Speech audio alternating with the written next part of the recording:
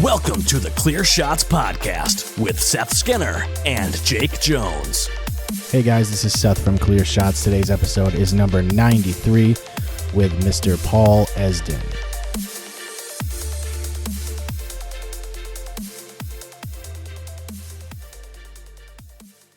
Shit, these guys are good.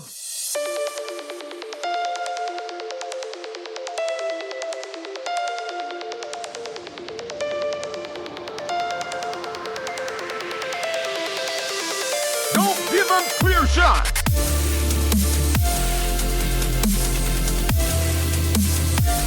Not bad, asshole. Engage! Engage!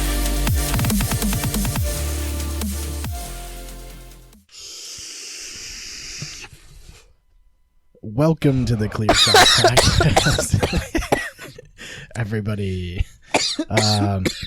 I am Seth, legendary Eagle Master Skinner. I am Jake.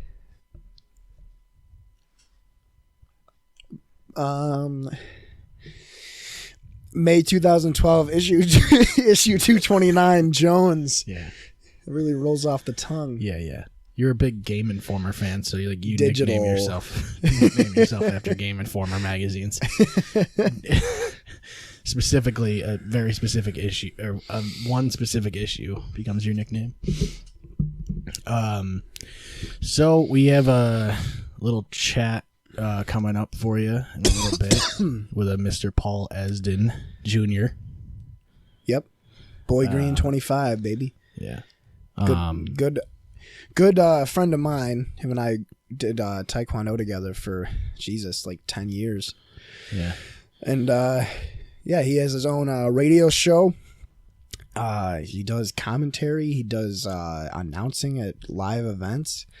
Pretty awesome guy. Pretty great guy in broadcasting. Probably one of the best in the Central New York area, honestly. Mm-hmm. I mean, he's got his hand in a... He's wheeling, he's dealing. He's wheeling, he's dealing. He's got his hand in quite a few events, quite a few things, which is pretty awesome. Mm-hmm. I mean, that guy knows his shit. That was just... Like, we talk about sports a lot. Yeah. But holy shit. We recorded that already, so we're going back in time. You guys will be going back in time in a second. Yeah, yeah, technically. But yeah, I mean, that was just crazy. I mean, that dude fucking... I mean... I'm still like way smarter than he is, but I mean it was still pretty good, you know. I mean he's never even seen The Departed.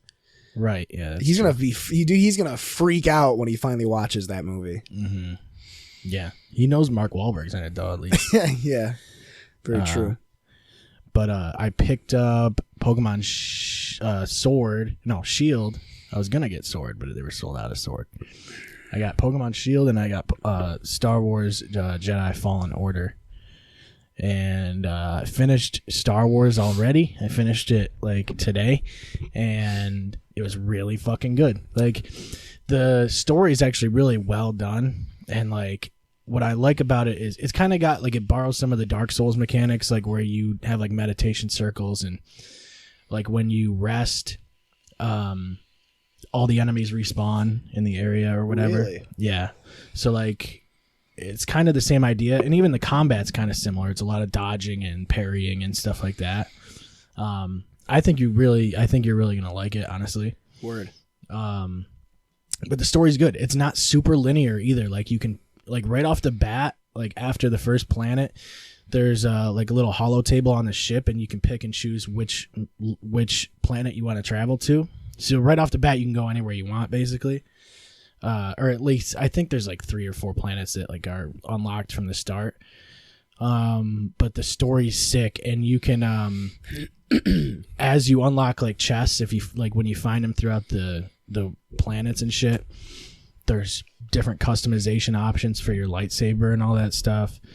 And there's I didn't realize it until like halfway through the game, but there's a spot on Dathomir, which is the home planet of like Darth Maul and shit like that. Mm-hmm. You go there, and there's a work table, like a workbench for your lightsaber, where you can get the double-sided one. No shit. Is it awesome? it's really cool because you can switch like on the fly.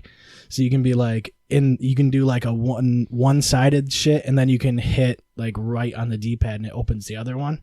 And then you start doing different combos with it and shit. It's really fucking cool. And like later on in the game, you can even get it so it splits.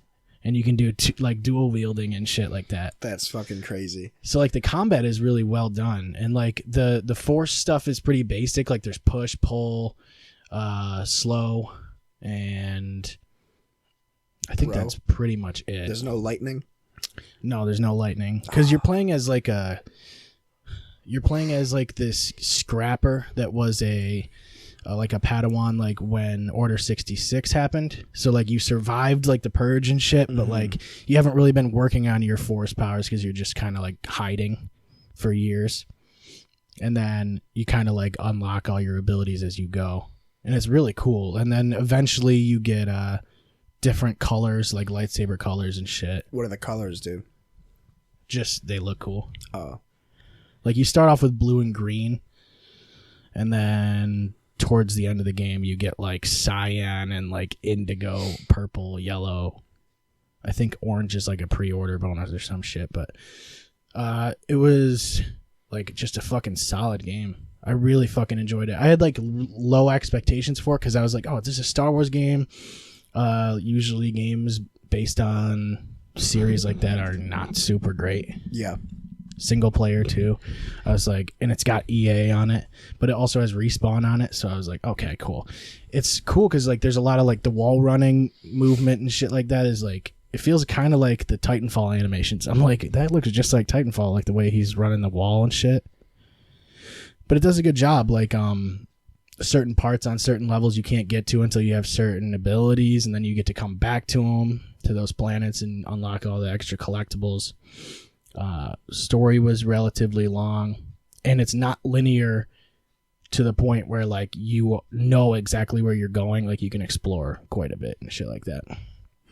So yeah, it's got good reviews everywhere. So I was like, shit, I'm just gonna get it because it was $10 off at Walmart. So I said, fuck it, I figured I was gonna play it eventually anyway. And then Pokemon Shield is really fucking good too, actually. It's got kind of like, it borrows some of the mechanics from Pokemon Let's Go, but it's like a core Pokemon game. And like it's cool because you can get out in these wild like open areas where like just it's basically fucking everything's rogue, and there's actually trainers like running around like other players. So it's like online in certain areas. That's pretty awesome. I didn't know that. But like I think it's only in certain parts of the map. But like I remember running out into the wild ones like right at the beginning of the game, and I like ran into an Onyx and I got annihilated by it. So is the finding Pokemon mechanic just like Let's Go, where you actually see them on the screen and you go to them? Yeah, like you can see like a chunk of them in the grass, but you can also go like if you're running through the grass, it'll also sometimes you'll hit them just wild where you can't see them, but you can also sneak through the grass and like you can avoid encounters that way, which is kind of cool. So you like kind of choose your own encounter rate in a way. Yeah. Which is nice because sometimes you want to just get through and not have to deal with. It's kind of like Final Fantasy 12 is like that. I've been playing a lot of that the past couple weeks, and unlike other Final Fantasy games, all the enemies are on the screen, sort of like an MMO. But if you hold L1 and R1, you go into flee mode, and that way, if you get into an encounter, your characters won't even target them, so you can just sprint right by them. Yeah, that's but I like that. Are there still repels though in Pokemon Shield? I don't know. I don't even think I've got. Because if you're sneaking through, you're probably not gonna need a repel. I don't even think there is. I haven't seen one. I don't think. I would imagine all it does. Maybe you would see them scatter and get away from you if you had one on. I don't know. But it's I cool. figured the public outrage with Pokemon Sword and Shield was entirely contained on social media forums, because it seems like most, if not all, people really, really enjoy it. Yeah. Like it's a big minority. Well, I mean, it's like even like Star Wars got some. The only problems I had with that game were like the frame rate drops a little bit like somewhat often, but it's because that game is fucking really good looking. Yeah. I hear that like even high end computers can't run it that well. Like, it probably uses like the Frostbite engine, doesn't it? So I mean, that's just crazy. yeah, the graphics are really and it's good. third person too, because Frostbite. I mean, it's way easier to render a first person game. I feel. Yeah. So that would probably be one of the first third person games that they've made with the Frostbite engine. I feel like every other game has been first person. Yeah. Does Madden use Frostbite? Oh no, Madden uses third person. Ignite. Ignite engine. Yeah, that's right. Yeah, I want to say Steep. Wasn't Steep an EA game? Yeah. Or no? Who the fuck made it was Steep? EA, I think. Pretty sure. Who made Steep? Let's look that up. Go to steep.com/maker. That's probably Steep.com/creator. Steep.com/whodunit. Yeah. I feel like it was Ubisoft. Oh, that's right. It was on Uplay or whatever. Yeah. Yeah, because they gave it to people on Uplay on the computer. It was like free, and I played it for 5 minutes. Yeah. So yeah, I guess it would be. If I'm wrong, I'm probably wrong. I don't know. Yeah. I think you're right. Yeah. But I don't know. I feel like there was a solid period where graphics were the most important thing. Like you could sell a ton of copies just based on how good it looked, but I think a lot of companies are kind of basically on even footing with graphics. And indie games have shown that graphics don't really matter if the core gameplay is still fun. Yeah, Rocket League got huge, and this fucking shit can run on a goddamn trash can. Yeah, and it looks great for what it is. It's a fucking game where it's soccer with fucking rocket cars. It's cartoony anyway. It's like kind of the way it's made. Like it's meant to be that way. Yeah. It's funny too. It's always the games that like we're going to be the next generation of graphics that age the worst. Mm-hmm. Also, it's like with a single player game, you don't have to worry about like connection. That also helps keep frame rate up. Yeah. Because you don't have to worry about other players and what they're doing and like rendering all that shit. You're just rendering what's going on in that world, which is really crazy. I put a clip on Twitter of me like walking around the corner. Is it on your Twitter or the Clear Shots? It's on Twitter? my Twitter. Fuck's your Twitter? Crimson Glyph? I think so, yeah. At Crimson Glyph. And it's just like me, like I went up like a lift or something and I walked around a corner and there was like this giant fucking like dinosaur looking thing. And I was like, oh shit, that looks awesome. Like it just looked so good. And it was in the distance and shit. I thought I was going to have to fight it, but I didn't. It was just like wildlife. Mm-hmm. But like I was impressed with like a lot of the visuals and shit. It was really fucking cool. There's a lot of dungeons, like a lot of puzzles and shit like that. None of them are super fucking hard. Yeah, there it is.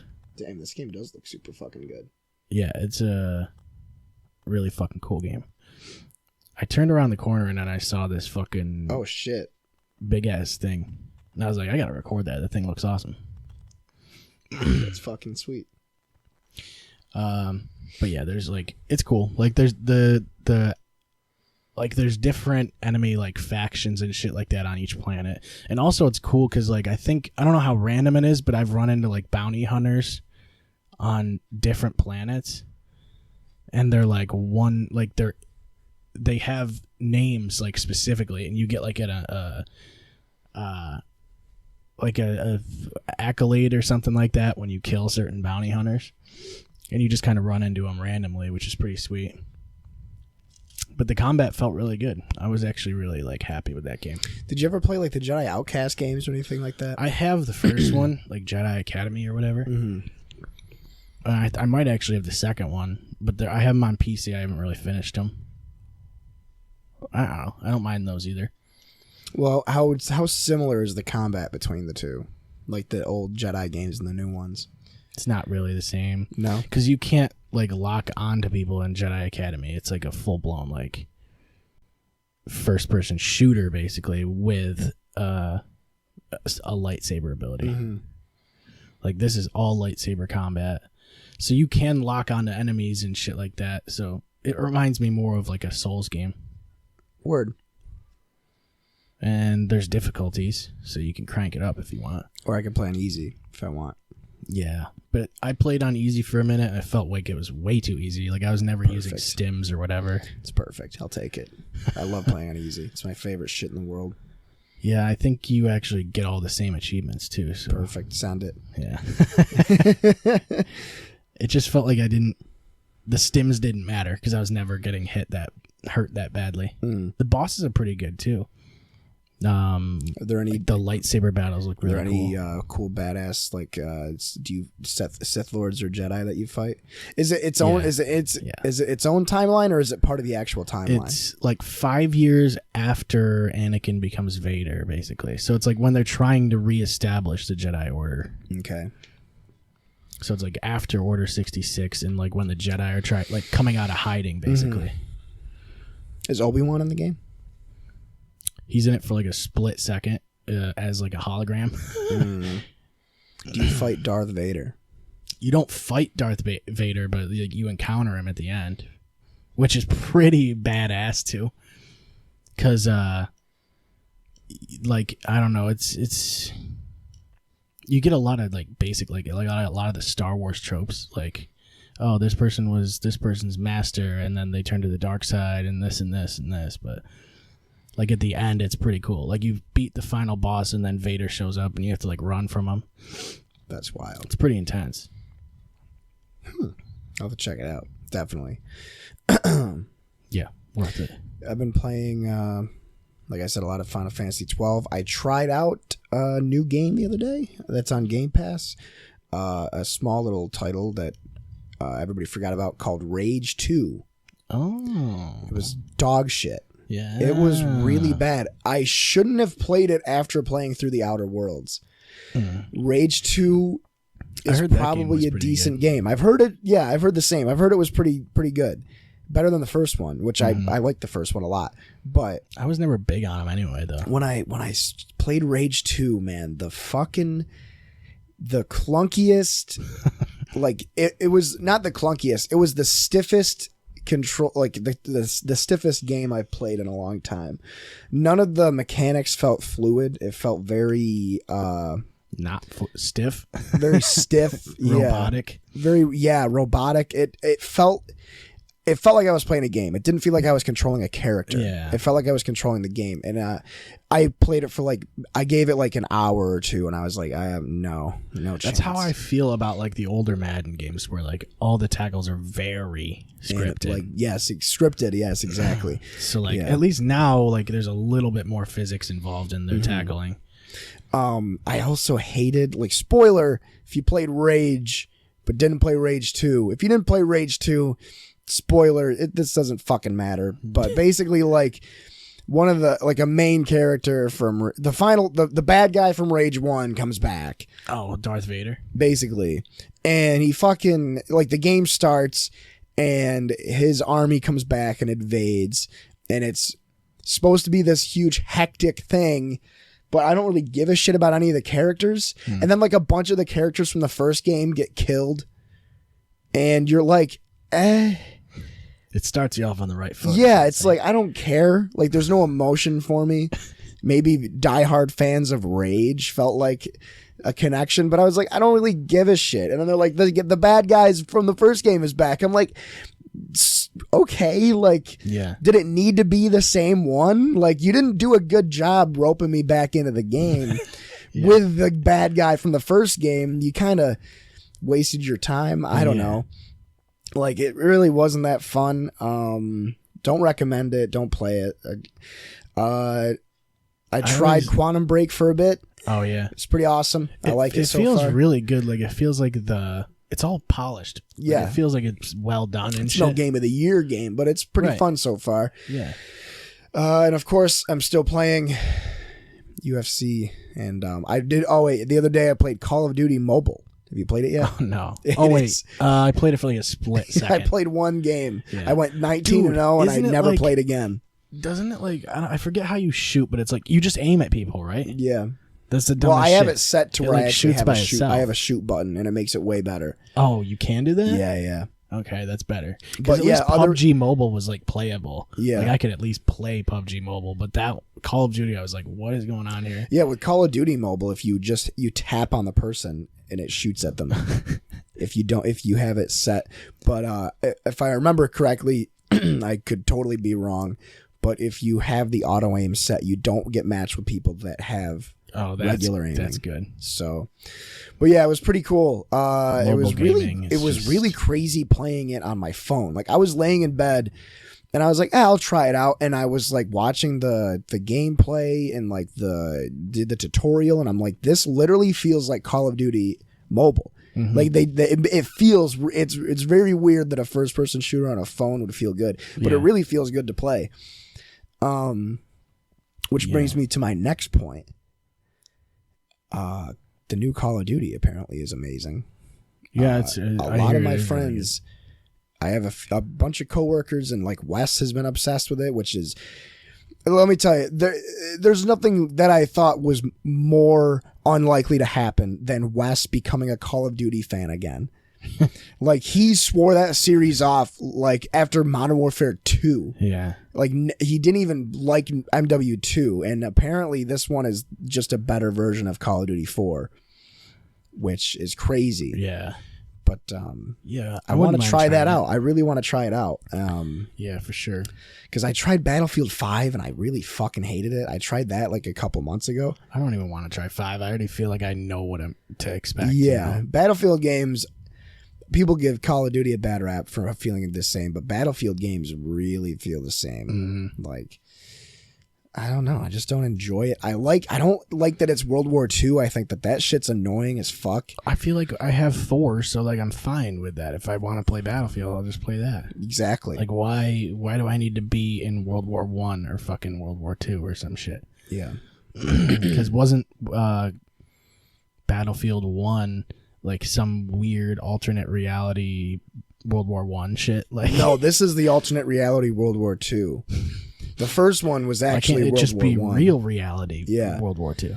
Yeah, because you have like cybernetic enhancements or something, and it's World War II. That's hilarious. You have like it's weird. I don't know. You have like jetpacks and shit.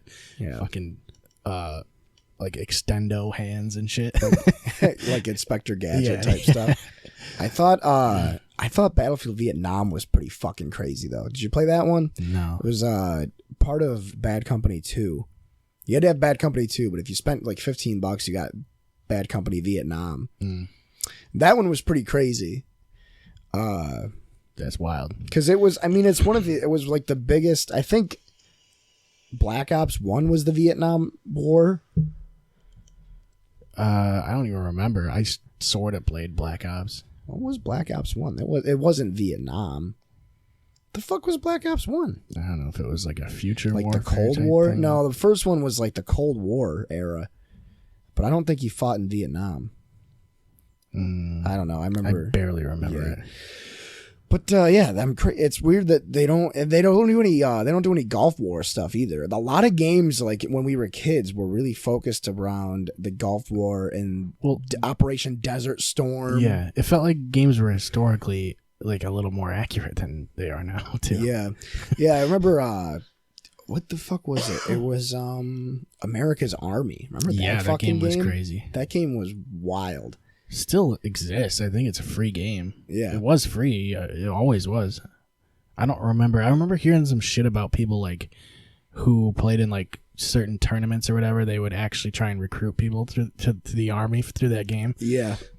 Well, that's what it was. It was developed by the U.S. Army, I'm pretty sure, or like something like that. Or it was they at least worked with it or something. I remember they did at the fair. It was really wild. They did a thing where you could play a simulation of America's Army in an actual Humvee, and then when you were done, they tried to get you to recruit in the Army. They're like, "Congratulations, you're in the Army," just because you played it. You get out of the Humvee and you step into a helicopter and they just ship you off. never to be heard from again. Yeah. I just military shooters, multiplayer shooters don't really do it. Like I love Gears. I was sick of Gears though. Yeah. Because every update, all they were doing, they were just releasing cosmetics that nobody wanted, and they were never fixing like the annoying issues with the game. And apparently it's great now, and I'm done with it. Yeah, Gears doesn't seem to have a long lifespan. I remember when 5 came out and it was like big for like a week. Yeah, we played it like nonstop for probably 3 weeks. I feel even like 4, when that came out, it felt like it blew up for a second, and then there's no longevity. I don't know what it is. I think it's the ease of access. It's a hard game to get good at. Sure. Yeah, you do have to play it a lot, it feels like. Yeah. And also, when you have to play it a lot, there needs to be gameplay variety. Yeah, which there really isn't. No, it's the same mode. Yeah, the maps fucking sucked for 5, honestly. Like, yeah, the maps were the problem. There weren't enough of them either. There were 7. There were technically like 11 maps, but only 7 of them you could play online competitively. Who came up with that idea? Like, otherwise you had to do custom servers, which apparently is the way to do it, but I don't want to go through the hassle. It's too much work. I want to stay in a How lobby about just and put them all in the fucking game? Because what was it? Like that ice map was awful. The one map that was the fucking crater with all the power weapons in the middle. Yeah, the bunker. The bunker, yeah. That one was awful. It was hilarious. Because Like, they're like, here's the high ground and all the power weapons. Yeah, exactly. Everybody rushed to just hold this spot for the entire game. Those 2 maps were really bad. I really liked the Bazaar Market, the one that looked like a Chinese market, where it was like all a bunch of booths and like shops and stuff. That map was cool. Yeah, that one's not That's bad. about it. Like, that's it. Yeah, like I'm trying to think of the other maps that I liked, and I really can't. The fucking museum was annoying with the lasers. Yeah, the one with the bridge in the middle there. Yeah. The one actually no. The one with the fucking trains.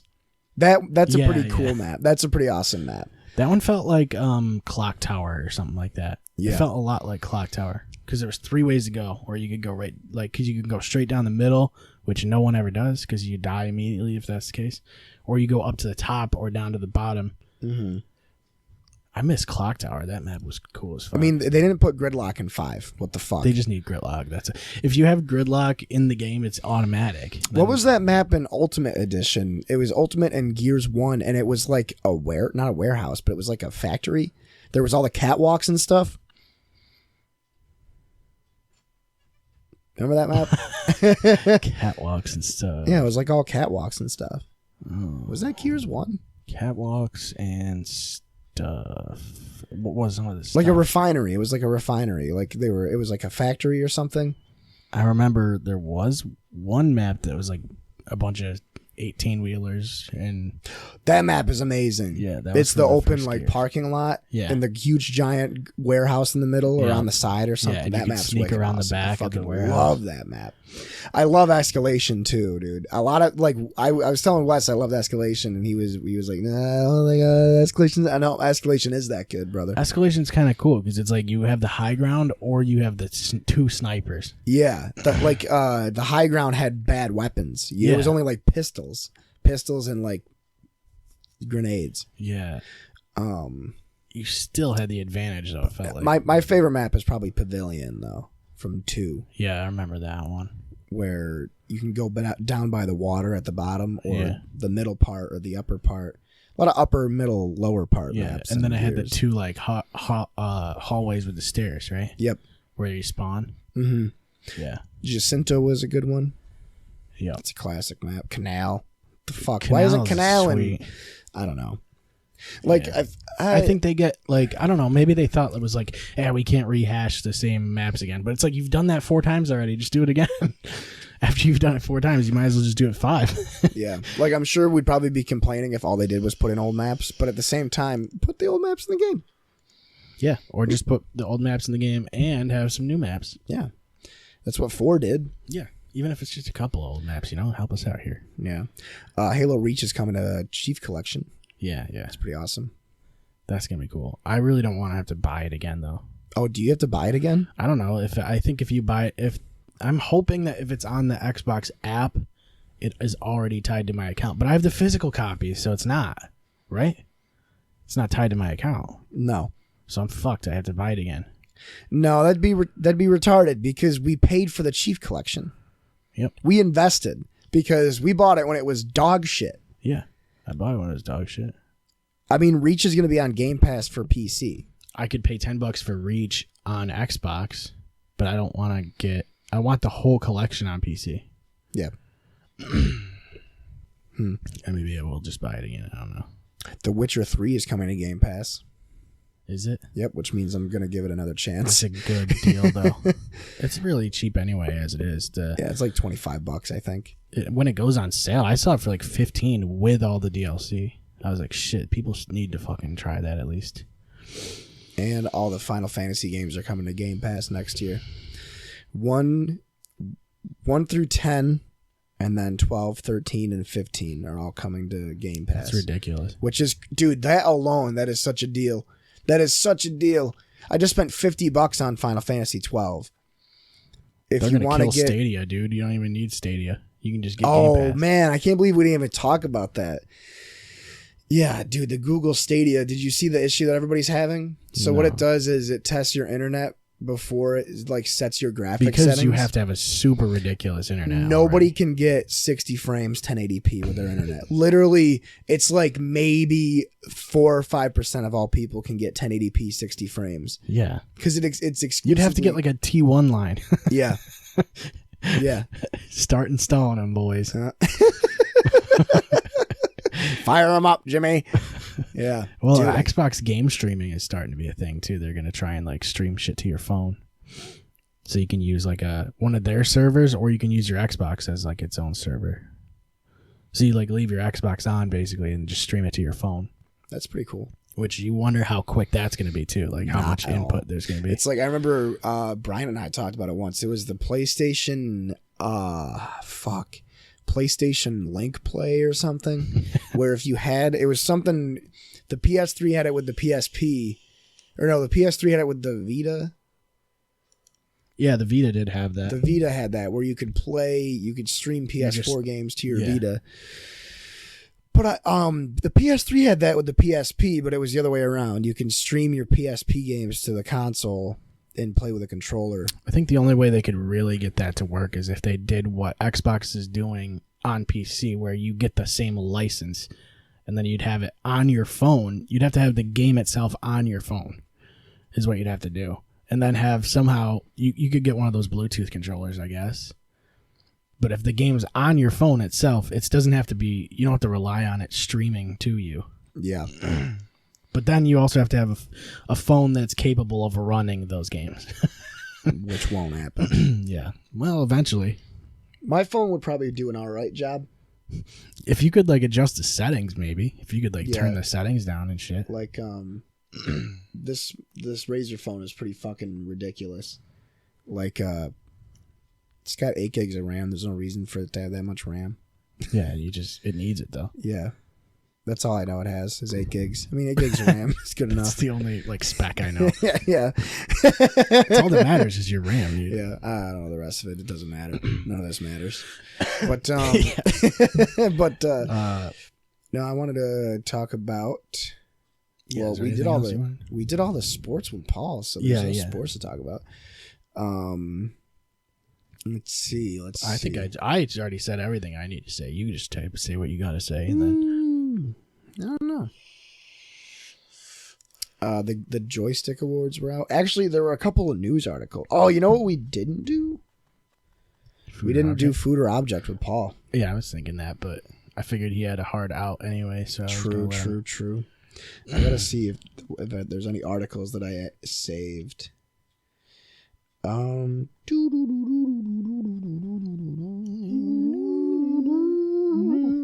We talked about Portland signing Carmelo Anthony already. Yeah. Well, we're about to talk about Portland signing Carmelo Anthony. Oh yeah, that's right. We'll talk about that later. In the future. We'll talk about that later.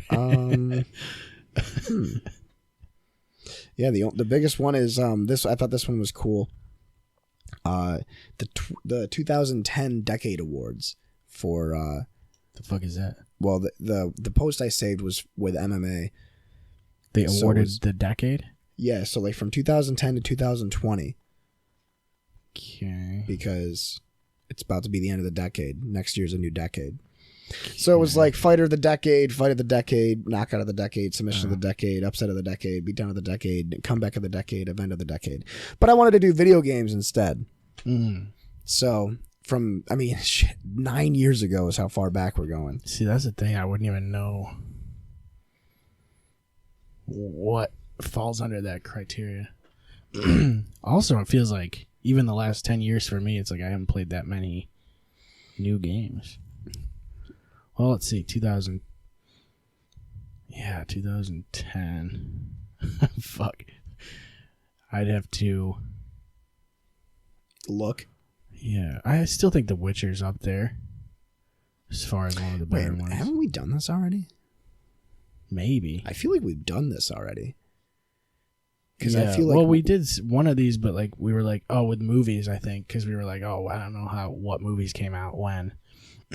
You'd have to look up the dates for all that shit. I'd have to have a physical list of the games that came out in that decade. You know, GTA 5 would be up there. sure. Uh, GTA 5 definitely is up there. Top 5, maybe. Even Red Dead Redemption, the first one. Red Dead Redemption would be Well, when up. it was the first one, it had to have come out after 2010, right? Dude, I feel like we've done this before now. Now that I'm thinking more about it. I think so. Red Dead Redemption 1. It's easier to Red Dead Redemption 1 was 2010. yeah. So that would be up there. GTA 5 would be up there. You could argue Red Dead Redemption 2 would be up there. It's The easier Witcher to 3 go would by. be up there. It's easier to go Skyrim, by the Dark year, Souls. though. That's the thing. Like if you go, games of the year is for Want me sure to do easier that? Like look because- up Game of the Year winners and see? Yeah, that's easier for sure. Because like, I don't know. I can't think of. It's just too many. Probably is really what it is. At least within the past year, you remember them a little bit more clearly. And also, me comparing a game that I played yesterday to a game that I played fucking 10 years ago is tough because Mass Effect 2 would be up there for me. But also, is it games that came out? Titanfall 2. Is it games that came out in this decade or games that we played this decade? It's just all of them, dude. Whatever you want. I mean, this is all hypothetical, you know? Let's see. We're making all this up as we go. Very true. I mean, we don't even have real criteria. We're not even sure on the criteria. So this list I have has Mass Effect 2. This is from 2010 to present. Mass Effect 2, Portal 2, Dishonored, The Last of Us, Destiny, Fallout 4. That's the thing, is personal opinion, because I'd put Destiny up there. I would too. I would too. It's not my favorite game of the past few years, but it's one of the best ones I played. Even though I don't like it as much as you do. You know what I mean? Right. I still like the first one. I fucking loved. I adored the first one. Yeah. I remember, like, my relationship with Destiny was weird. Because I was like... Are you still playing it? Yeah. I'm playing the second one. Oh. But the whole thing, like, when the first game came out, I bought it, and I was like, oh, God, this game's awesome. And then Taken King came out, and they were like, hey, pay another $40 or whatever. And I'm like, nope. See ya. Stopped playing until, like, year 3 of Destiny 1. And then I bought it again. Like, I bought the whole collection or whatever. And that's when I got into it. Because they made it, like, a lot easier to unlock certain things at that point. It was, like, moments of triumph or some shit. I don't remember what they called it. Age of Triumph or something like that. The third year was Age of Ultron? Yeah, something like that. But like that's when I don't know, I started playing raids and stuff. I think that's what hooked me. But I don't even play raids anymore, so I don't know. I think you just get invested in the character, and when they can do that, that's any of those fucking big games that have to keep evolving. It's like as long as you can invest yourself in your character, you'll keep playing. That's why World of Warcraft is big still. People have a character and they just fucking put all their time into it. They always feel like they're completing something. And you can customize. I think customizing is bigger than people like look at it. Like in Star Wars, the fact that you can fucking create like your own lightsaber and customize all the parts, like the handle and the fucking emitter, like you can change the paint job, like the finish and stuff. It's pretty fucking awesome. Like you can make it look just fucking badass. And just that aspect of the game alone is part of the fun because you feel like you have some sort of control over what your character is, even though it's a character that's not you. Yeah, that's what I love about the Dark Souls games is that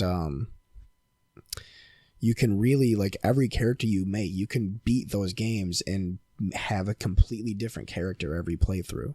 Yeah, because they're really short games. Like once you've beaten, I remember.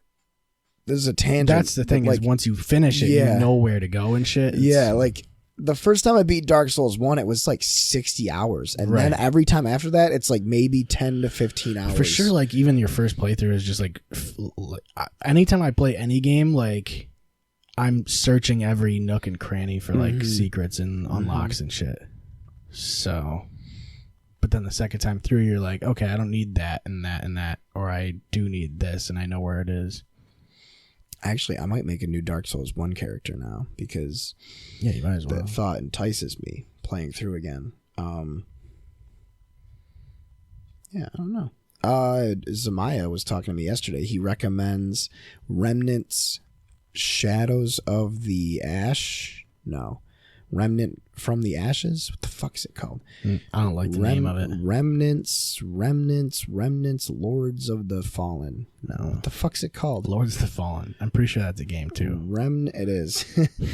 It's a Dark Souls ripoff, actually. It was really bad. That's the game that Brian was talking about, how he grinded his character for forever. Remnant from the Ashes, that's what it's called. Is that what I said? That's a really stupid name. That is a dumb Remnant from the Ashes. But no, Lords of the Fallen was that game Brian was talking about where he overpowered his character and killed the final boss in one hit. Like, because he thought he knew he could. It's really funny, actually, because like the boss is supposed to have 3 phases and Brian kills all 3 phases in one hit, and he kills the boss in one hit, and then it either skips all the cutscenes or it like shows the first one, then shows the second one, and then actually plays the third one. Like, he fucking breaks the game. It's really funny. That must be it. I guess that game's polished then, is what you're trying to say. Yeah. But isn't that the goal? Like, that's pretty fucking hilarious. Like, I remember doing that in Dark Souls 1. Totally annihilating the game is actually the goal, like this there was this thing called the Mule or something. It was basically like you would, if you played on PS3, you could get a USB stick and you could go online and download this save file from Dark Souls where this guy had 10 characters, all unnamed, but they all had 999,999,999 souls. So it was called the Mega Mule. So you could put that file into your PS3, load a character, and then go to the first bonfire and level up. And then when you made it to the actual part of the game where you could go to your inventory, he had every single weapon, every single shield, everything max level. It's basically just a cheat code. Yeah, so you could start the game with everything that you wanted and have the build already. Yeah. Like, it was basically for PvP.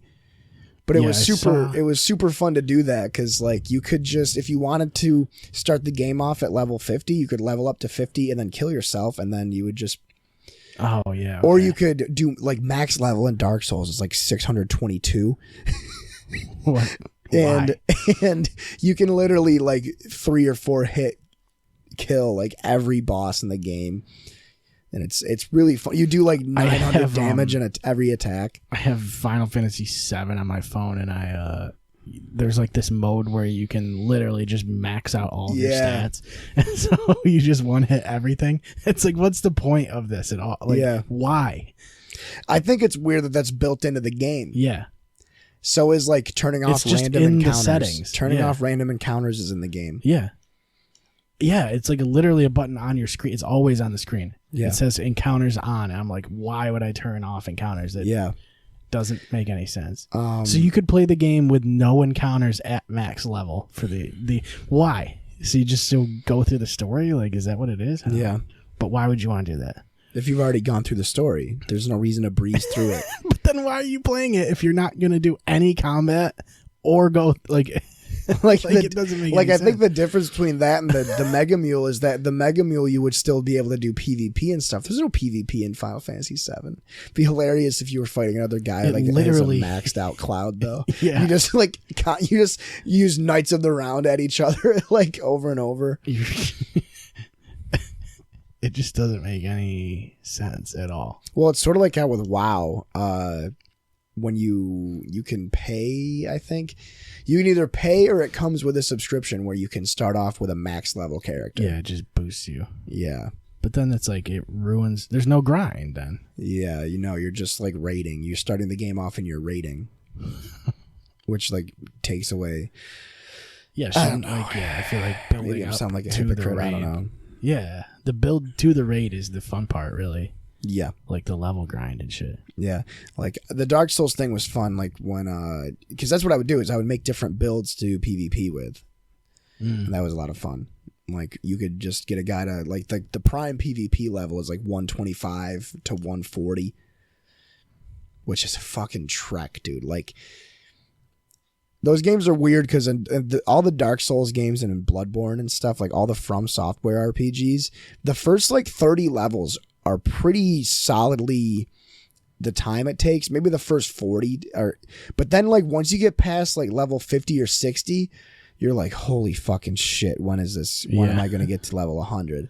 And then like, All right, enough. Let's like, expedite the process. Yeah. Like I think the highest my character in Bloodborne got was like 220 or 230 something. And that was the only character I ever played. You know, I think the highest I got in Dark Souls 1 was 387 naturally. Yeah. Like a natural 387. Rolled a natural 387. Yeah. Level 387. 387 sided die. Snake eyes. I guess it's possible. Yeah. No. No. But you know what game I loved? Did you ever play the Godfather game for PS2? Because that game was fucking sick. No, I never played that. Dude, the game was so good. You would like become the Doesn't Don. seem like it is, right? You'd become the Don. No, it was like Saints Row kind of. You'd start off and you'd be doing odd jobs, and then if you wanted to like level up, like get a better rank in the Mafia, you'd have to do like crazy missions. I kind of want to play Mafia 3. Why? I don't know. Why not? I played Mafia 2. It's pretty decent. Did you play Mafia 3 yet? No. It's okay. That's what I mean. They're just okay, but I feel like they're not. Joey Diaz is in it. Yeah, he is in it. you shoot him in the face. You do? Yeah, That's I'm awesome. pretty sure he's like one of the bad guys. He's like a bad guy you face in the beginning of the game. Yeah, he probably calls you a cocksucker and then. Get over here, cocksucker. This ain't no Mafia 2. Whatever happened to the Just Cause games? Didn't they just come out with There's the a newest 4, one? isn't there? Yeah. Let me see that. Just there's a Cause 4. 4. Yeah. Well, they're just doing them now just because. Just Cause 4. Oh, it only came out a year ago. Yeah, isn't it on Game Pass? Yeah. Is it any good? Nah. You know what I Did mean? you play it? No. It's probably Just Cause 3 with a 4 on it instead of a 3, you know? That's what I would imagine. They're all the same fucking thing. You shoot grappling hooks at shit and blow cars up with your guns, I guess. Just Cause 2 was pretty awesome, honestly. Did you play the second one where you have the grappling hook? Yeah, that was like the only one I really like played around with. Pretty sure. I remember I had like the demo for it. Yeah, because the demo... All you needed was My Just name Cause is 2. Bolo Santosi. Yeah. I am the leader of the Reapers. Yeah. The voice acting was so bad. Listen to me, Scorpio. Dude, you could like all I did was shoot those canisters and then grappling hook onto them, and then just go way flying up into the air. I would I used to like getting into a car chase and getting on the top of the car, and then grappling. Like if a car was speeding behind me, I would grapple hook it and then hook it to like the bridge. Or like the side of the bridge, and the car would fling around. Yeah, That shit was so cool. I used to just hook people to like my motorcycle and then just swing Just them into drag 'em. buildings and shit. Or hook people to like a plane. I It was remember, cool though. You could hook to like statues and shit and pull them down. yeah, to like take down the monarchy or whatever. yeah. I remember grappling hooking somebody by helicopter and then like doing a barrel roll and having him fucking swing into the propeller. Yeah. Can you imagine if that's how you die? Like you get a grappling hook impaled into you. Yeah, you just accept it though, at that point. And then you just like the helicopter goes zit, zit, and then you just fling and just get diced up. That's so funny. Yeah, that was fun. Like just the physics of that game were what was fun. The game is, I mean, really, those games are pretty bad. Yeah, like they're like. But that's solid. the thing. They're No like one sixes. bought it. Yeah, they're no like one bought that sixes game. and They just had sevens. the demo. You I just think watched it's the crazy cutscene that every they time. made a fourth one, and it came out a year ago, and nobody's ever talked about it. Like I'm reading a Reddit thread about it right now, and it says so. It's probably Just awesome. Cause. This was from a month ago. It says so. Just Cause 4 has come out 10 months. It's 10 months old now. What's the what's the deal with it? consensus? And everybody's like, it's pretty bad. They're like, it wasn't as good as 3, and 3 wasn't as good as 2. Just play Just Cause 2. Yeah, and just play Just Cause 2 demo version Yeah. because that's the only one you I remember I had the full game, and the full game was actually crazy because just a the bigger map map. was gigantic. Yeah. The map was so big. Like, Yeah, but you didn't need it. All you needed was the canisters. But yeah, we have a little chat coming up. We pretty much talk about sports for the entire episode. Yeah, I would say the whole like thing. we talk about The Departed for a bit near the end, but yeah, it's mostly sports pretty media, much sports sports. video games, sports athletes, a little bit of Taekwondo. Paul and I share a couple Taekwondo stories, yeah. and then we So go if back you're not to into sports, you can like this is it. This is the end of it for you. Yeah, no, You know it's what a I mean? huge disclaimer. Like it's exclusively sports from here on out. Yeah. Also, if you're not into video games, it's over. Yeah. It's been over for a while. Yeah. If you're Puerto Rican though, keep listening. Yeah. There's definitely like some Puerto Rican type stuff going on like afterwards. We targeted Puerto Ricans. Yeah, we targeted Puerto Ricans for this episode. Yeah. So we'll be back in a minute with Paul.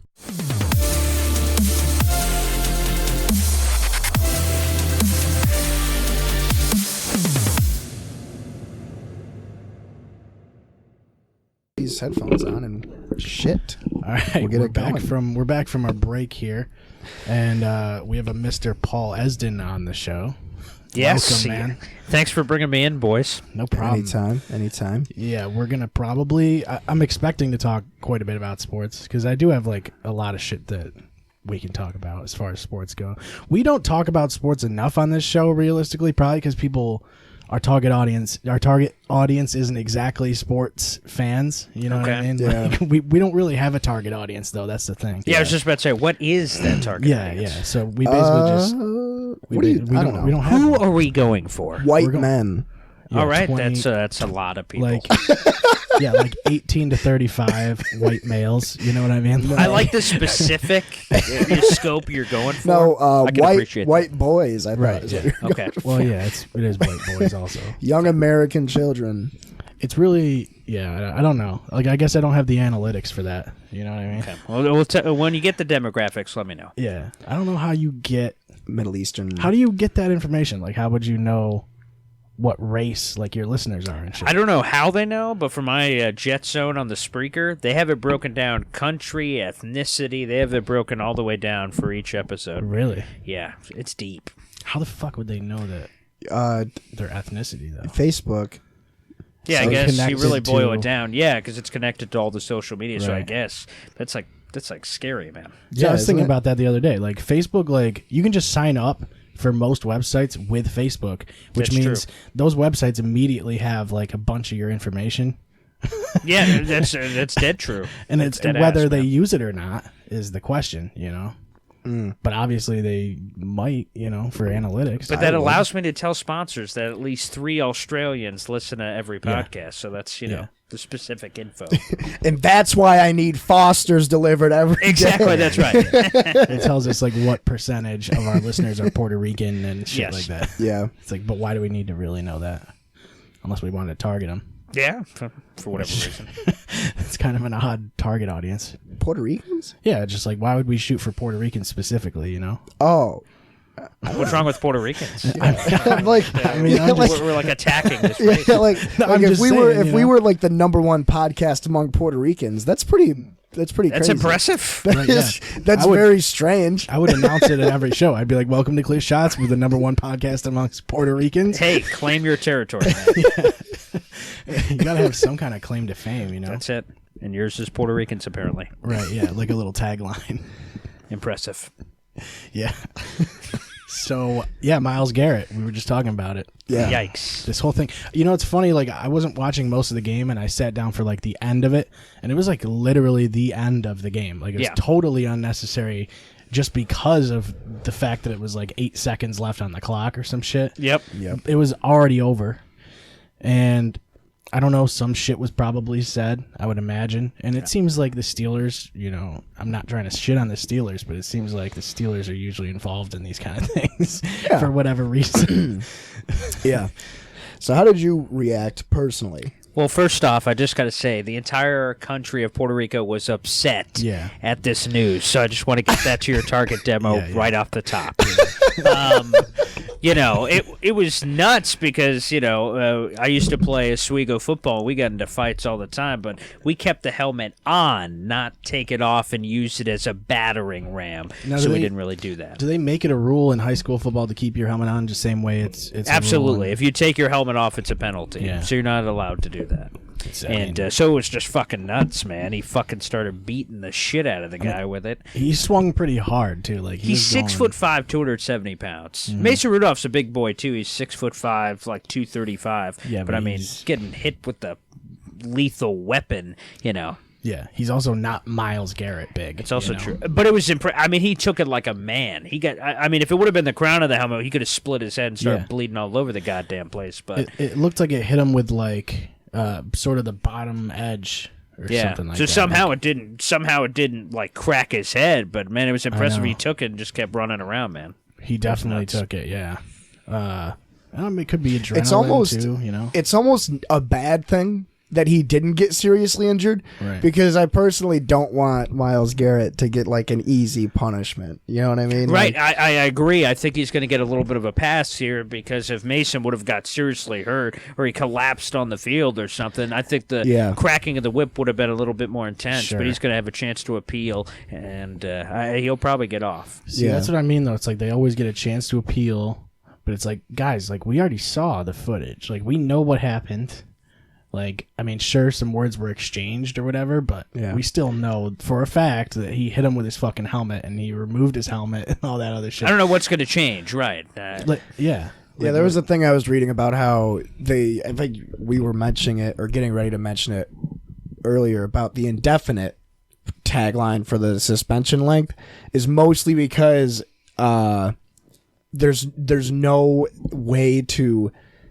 They're basically saying like, let's call it indefinite now until we actually figure out what the suspension is. That's exactly it. It's And buying you time. Yeah. So indefinite makes it seem like it's quite serious, right? That it said it included the rest of the season and potential playoffs. Cleveland's in the mix. Yeah. But the big thing is, again, it buys you time to say, okay, all right, indefinite. What the fuck are we doing, guys? That's what's happening in the room yes. for Cleveland and the NFL in general. And it's so weird because indefinite could mean he's back 2 weeks from now, you know? It could Yeah. be, sure, yeah. And you look at like other players, like certainly currently Vontaze Burfict comes to mind, but then you also have like Ndamukong Suh, who got in trouble a lot for shit like that.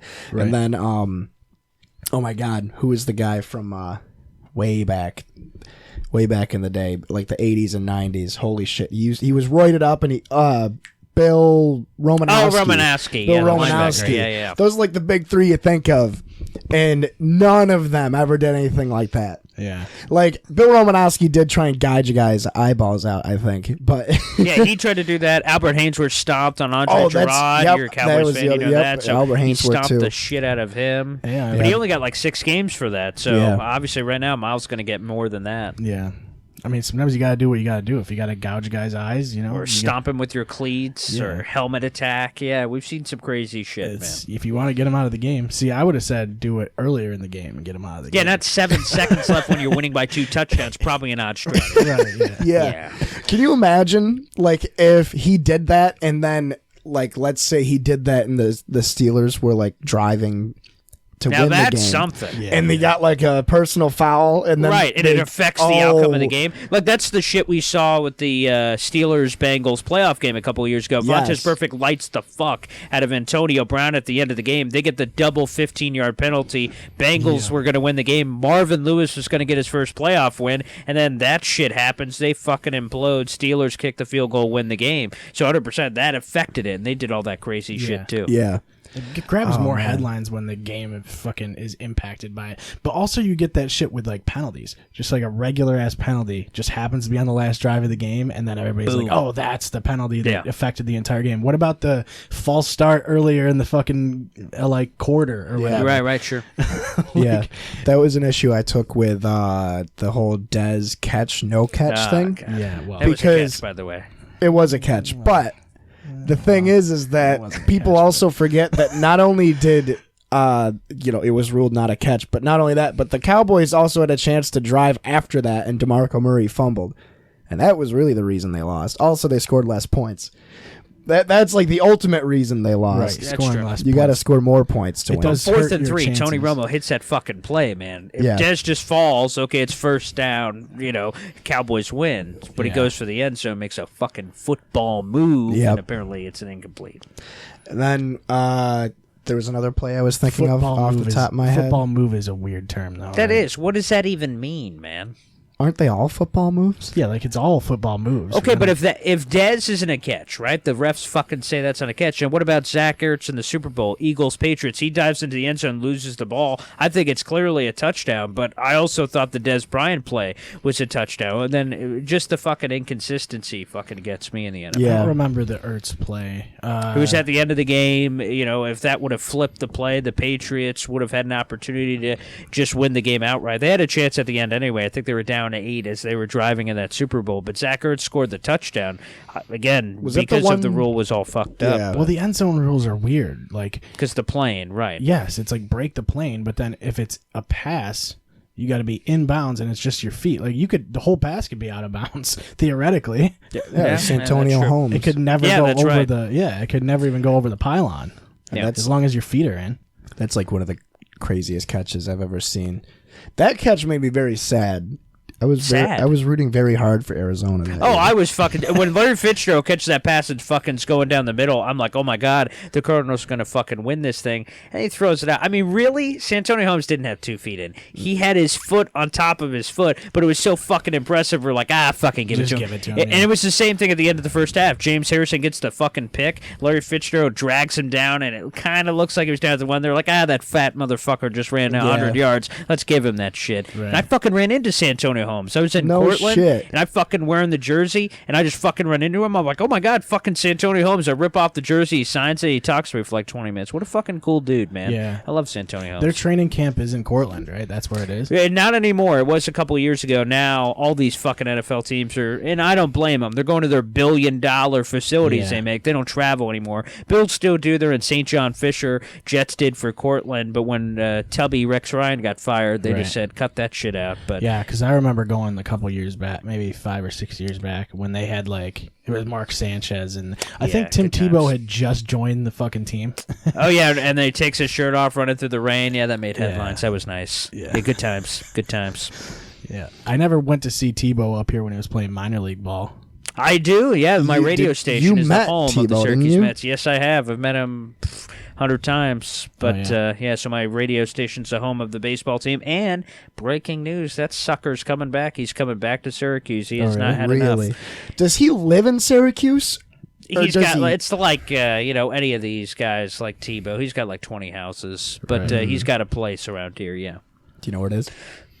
I can't disclose that information. No, I've got no fucking clue who that fucker is. It's probably somewhere big. Probably somewhere fancy. Yeah. It's I respect somewhere- the fuck out of that dude, though. Because, Yeah. How we're talking- awesome is he? He's cool, man, and he doesn't. It's not like just to get this straight for people. Minor league sucks. He's in AAA. He's taking fucking buses from fucking Syracuse to Ohio. He's on the bus with a bunch of no-name losers who are never going to make it in. But he's still going through the grind. He's not on a private jet. He doesn't get his own hotel rooms. He goes through the same fucking grind as everybody else. This guy's making millions of dollars. He's also doing the ESPN analyst shit. He's doing doing all that on top of this baseball thing because he's fucking Tim Tebow. He can do whatever the fuck he wants. I mean, it Yeah, shows, isn't he it shows that he's he wants on, to play baseball, though, right? Like, that's the biggest He's thing legit. He really wants to. is that I've he talked to him a wants couple to. of times, and he really wants to chase this. He's been close. He did good in single A, did good in double A. Now he's in triple A. Yeah. So we just got to see if it's something he can really achieve because he was playing out of his league last I year. haven't looked at him as statistically, like what he's doing. at Fucking AAA. horrible. Not great. Fucking terrible. He's Like, you know. below Mendoza line. Type. Oh yeah, like it is like the bottom. Yeah. I mean, he's just been playing terrible, and a lot of people don't think he deserves it. But go fuck yourself. You know, if it's Tim Tebow, and the argument people make is John Blow or Tim Tebow. Tim Tebow's taken away a chance from John Blow. How realistic is Tim Tebow? Well, fuck you. I want to watch Tim Tebow, not John Blow. Yeah. I don't give a shit about that guy. So, you know, give Tim Tebow a chance. As long as he keeps coming back, he's selling T-shirts. He's selling jerseys. The fucking shit they Exactly. had was the Tim Tebow opening presser. I was at that shit. There's fucking hundreds of people there. Joe Blow's there. There's not hundreds of people there. Yeah, I would like a Joe Blow jersey, though. You know what I Joe mean? Blow, that would be nice. That'd be pretty Blow sick. for Burrow. That's a thing people are doing now. Yeah. Blow 69, you know? Yeah, Blow 69. Better trademark that. Be the new Pussy Slayers model. Yeah, there you go. It's the Blow 69s. Yeah.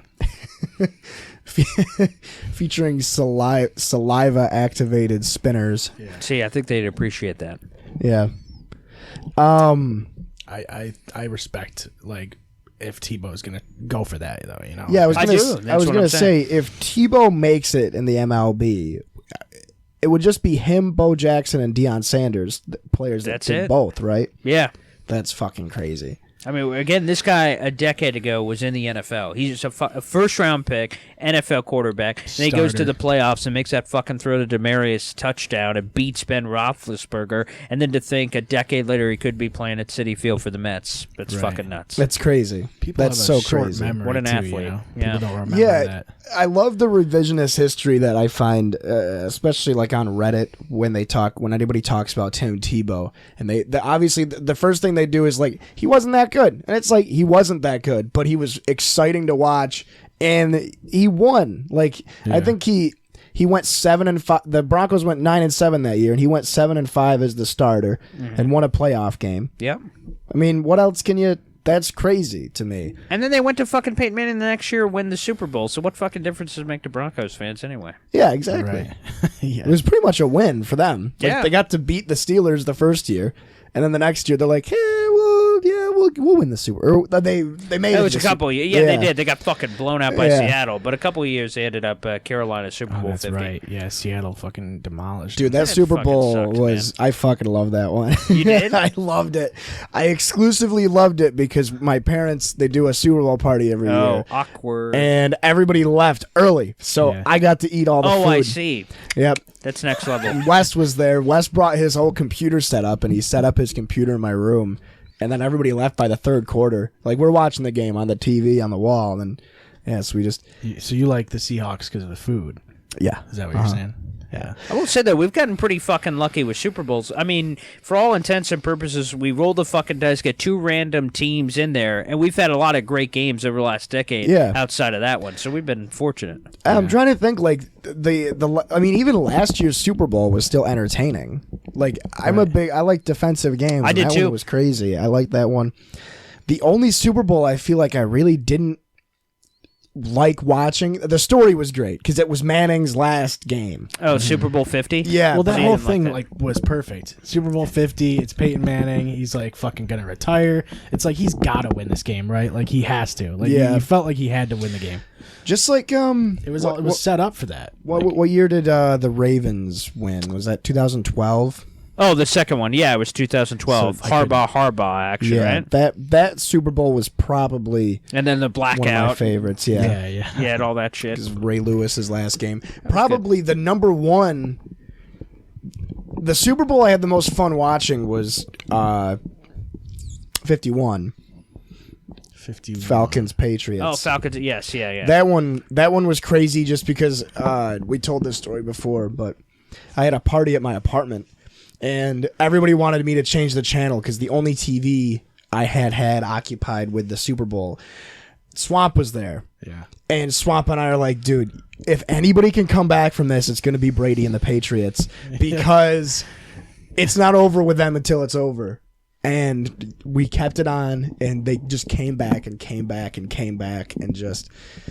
Yeah, that's what happens, though. It was crazy. I so had weird. such a blast watching that one. And then the Patriots-Seahawks as well. It was a fucking awesome game. that was good. I'm so glad I'm not a fan of a team that's in that division with the Patriots. Like, it's so frustrating. Yeah, that would suck. Like, just watching Yeah, that would be Brady, fucking like, terrible. It's ridiculous. Whoever would be fucking, forced into that for the last 20 years, that has to suck. Where it's just decided before every year that the fucking same team's going to win it. Yeah, that would be terrible. Yeah. I can't imagine what that would be fucking like. I really can't. It's just so frustrating to me. Like, Sure, watching Win Brady. and win and win and Tom Brady. Yeah, that would suck. But it's like the way he plays, right? Like, the thing is, like, the way it's schemed, it's all short passes. It's just like he's slowly moving the ball down the field. There's sustained drives. Yeah, it's razor blades and lemon juice. It's never like, oh, I'm going to take a fucking shot here. And Nope. It's none of that shit. It's always consistent. But at least you're a Celtics fan. That's true. So I got the Boston thing going except for the fucking Patriots. Besides that, things are going great. Red Sox just won it, 2 years ago? So that was nice. Celtics 2008. So yeah, things have been solid. The Celtics look really fucking good this year. Yeah, with Kemba they look Walker. fucking I good this love year. them with Kemba, I love the dude. fucking Kemba's good. Fuck Kyrie, man. Yeah, that fuck guy. Kyrie Irving. Yeah, fuck that I've been dude. tuning into more NBA this year because my schedule is so fucked up working in the ER that I don't have time to just like, I literally will get home and be like, I need to watch something. And You picked a 9 good times year out for of it. 10, it's the NBA is NBA. exciting yeah. this season. Like, It's I good haven't shit. watched. It's funny because I'm actually a Clippers fan. I liked the Clippers when they got Okay, Blake wait a Griffin. sec. Oh, when they got Blake okay. Griffin, they had All right. Griffin and Danny Granger and Sure. Darren Collison. And then I stopped watching basketball. I stopped following it. Sure. And then, of course, like, I have my own place now, and I get fucking League Pass. Oh, there you go. And then they're like, yep, the Clippers got Paul George and Kawhi. And I'm Yeah. like, oh, god damn it, I can't be a basketball fan now. Because it makes me look like a little bitch. It does look like it'll make you look like a bandwagon. Yeah. Sure does. So I've been watching a little bit of everybody. I'm really there you liking the Lakers. LeBron is just fucking insane to watch. AD's there now, AD's too. crazy. I thought Yeah. it was interesting that Melo getting signed to Portland. I am. Is like, it got overshadowed immediately by the whole fucking Mason Rudolph thing. Yeah, I didn't hear anybody talk about it. 00, that's his New Jersey number. Carmelo. Yep. He's all excited for 00. And there's a new fucking thing I just saw. You got some competition. He's got his own YouTube page and his Mellow Mondays. Oh, does where he's he? going to do this behind the scenes shit of his life on the basketball court. So It's pretty he's doing awesome. that with Portland. Dude, I have way too big of a hard on for Melo. Dude, Melo and Lance Stevenson are like my 2 favorite NBA players of all time, and they're the 2 worst people to have be your favorite. Yeah. At least we have an excuse because we're from around. That's right, Because so- you went to SU. But like Lance Stevenson, yeah, I was just about to say, where the fuck is the Lance Stevenson thing I think from? he's cool. Oh, okay. The blowing in the air thing, bothering the shit out of LeBron. Yeah. He's fucking crazy. When I was he's insane. There used to be like I don't know. I was gonna get into a whole tangent about Lance Stevenson, but what I do when I play 2K is the first thing I do is I make Lance Stevenson and Melo both 99 overalls. Oh, there you go. And then I just let them loose on the league. Oh, I see. You don't even have to do that. They could let loose on their own. You don't need to fucking alter. Get you Lance play to pull God. up a triple double with Yeah, there you go. fouls. Fouls He and gets that on his turnovers. own. He gets that shit on his Yeah, own. 6 points, 6 turnovers, 6 fouls. Yeah, he's a fucking. that's what you have to he's do. fucking crazy though. I know people that know him. I got this guy, this NBA source I have. His name's Scoop B. He's a fucking groupie. He's fucking everywhere, man. Really? And he was hanging out at a party with Lance Stevenson. He does some crazy shit. I'm telling you, man. His name is Scoop. Yeah, Scoop That's a B. perfect yeah, name Scoop for B is someone the who's a name. fucking like. And he's got scoops. Yeah, Yeah. they're fucking. I don't know if that was God's intent or his parents. So thank you to both. Yeah. But yeah, he's got all kinds of crazy shit, man. Again, Stevenson, fucking nut job. Have you been watching college basketball a lot Hell this yeah, year? I have, man. So I've heard SU's looking okay, but what are the big stories this year? Because I haven't tuned into any of it. Well, Jim Boeheim, me and him are now having a whole thing this season. Is I go to all the games, so I'm credentialed, so I go to all the home games, and there's this new kid on the block. His name's Joe Girard III. He's like the second coming of Jesus. Everyone's all excited for him. He has his first start on Saturday against this random team, the Seattle Redhawks. No one even knows who the fuck that is. No and JG3 plays. He only misses one shot, scores 24 points, and the guy he replaced, his name's Jalen Carey. So I asked Jim after the game, hey, why didn't Jalen play? He says, it's because we wanted to win the fucking game. That's what he said. And we're like, whoa, holy shit, asshole. Okay. I don't think he had to fucking say that. So he fucking comes out and says that, and then we try to go talk to Jalen in the locker room. He's fucking MIA, and this dude may fucking transfer. So that's a big story, is that Jim Boeheim's just like, fuck you, dude. Wait, Jalen Curry might transfer? Yeah, Jalen Carey. Okay. Yeah, so he may transfer. So basically, he's been the starting point guard he was supposed to be the starting point guard this year. But the problem is that he has a lot of turnover problems. So Jim Boeheim, again, he plays in the first game. In the second game, he plays for the first 5 minutes, and Jim Boeheim's like, fuck this. I'm going to JG3. JG3 comes in the game, lights it up, and then after the game, I'm like, oh, so what does Jalen have to do? And he's like, Jalen is on the bench. Joe Girard's starting. Thanks, Paul. And I'm like, okie dokie, buddy. So we have a great relationship going on. And then, after the game, he was just like, why didn't Jalen play? He's like, because we wanted to win. I went, okay, coach. That's a good reason, though. You got to give him that much. Yeah, there you go. Yeah, I guess that's pretty straight to the point. Yeah.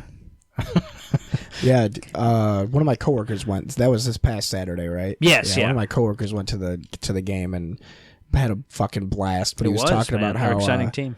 he won the tickets, or one of his friends had tickets and gave them to him. Yeah. So then him and his wife. He used to be a huge Duke fan until he moved up here, and then he became an SU fan. Yeah. So he's like, you know what? Let's see how much tickets these exact seats will be. They were 4 rows away from courtside. Okay, wow. For the Seattle That's game, good. and I think they're only like maybe $80 or $90 a seat or whatever. Okay. Whatever. it was. Yeah, Maybe the $100 opponent or sucks. So yeah, that something. makes sense. They were over $3,000 for Duke. For Oh, Duke. yeah, that's funny. And I was like, yeah, that's about accurate. Which is crazy because Syracuse they're gonna be good.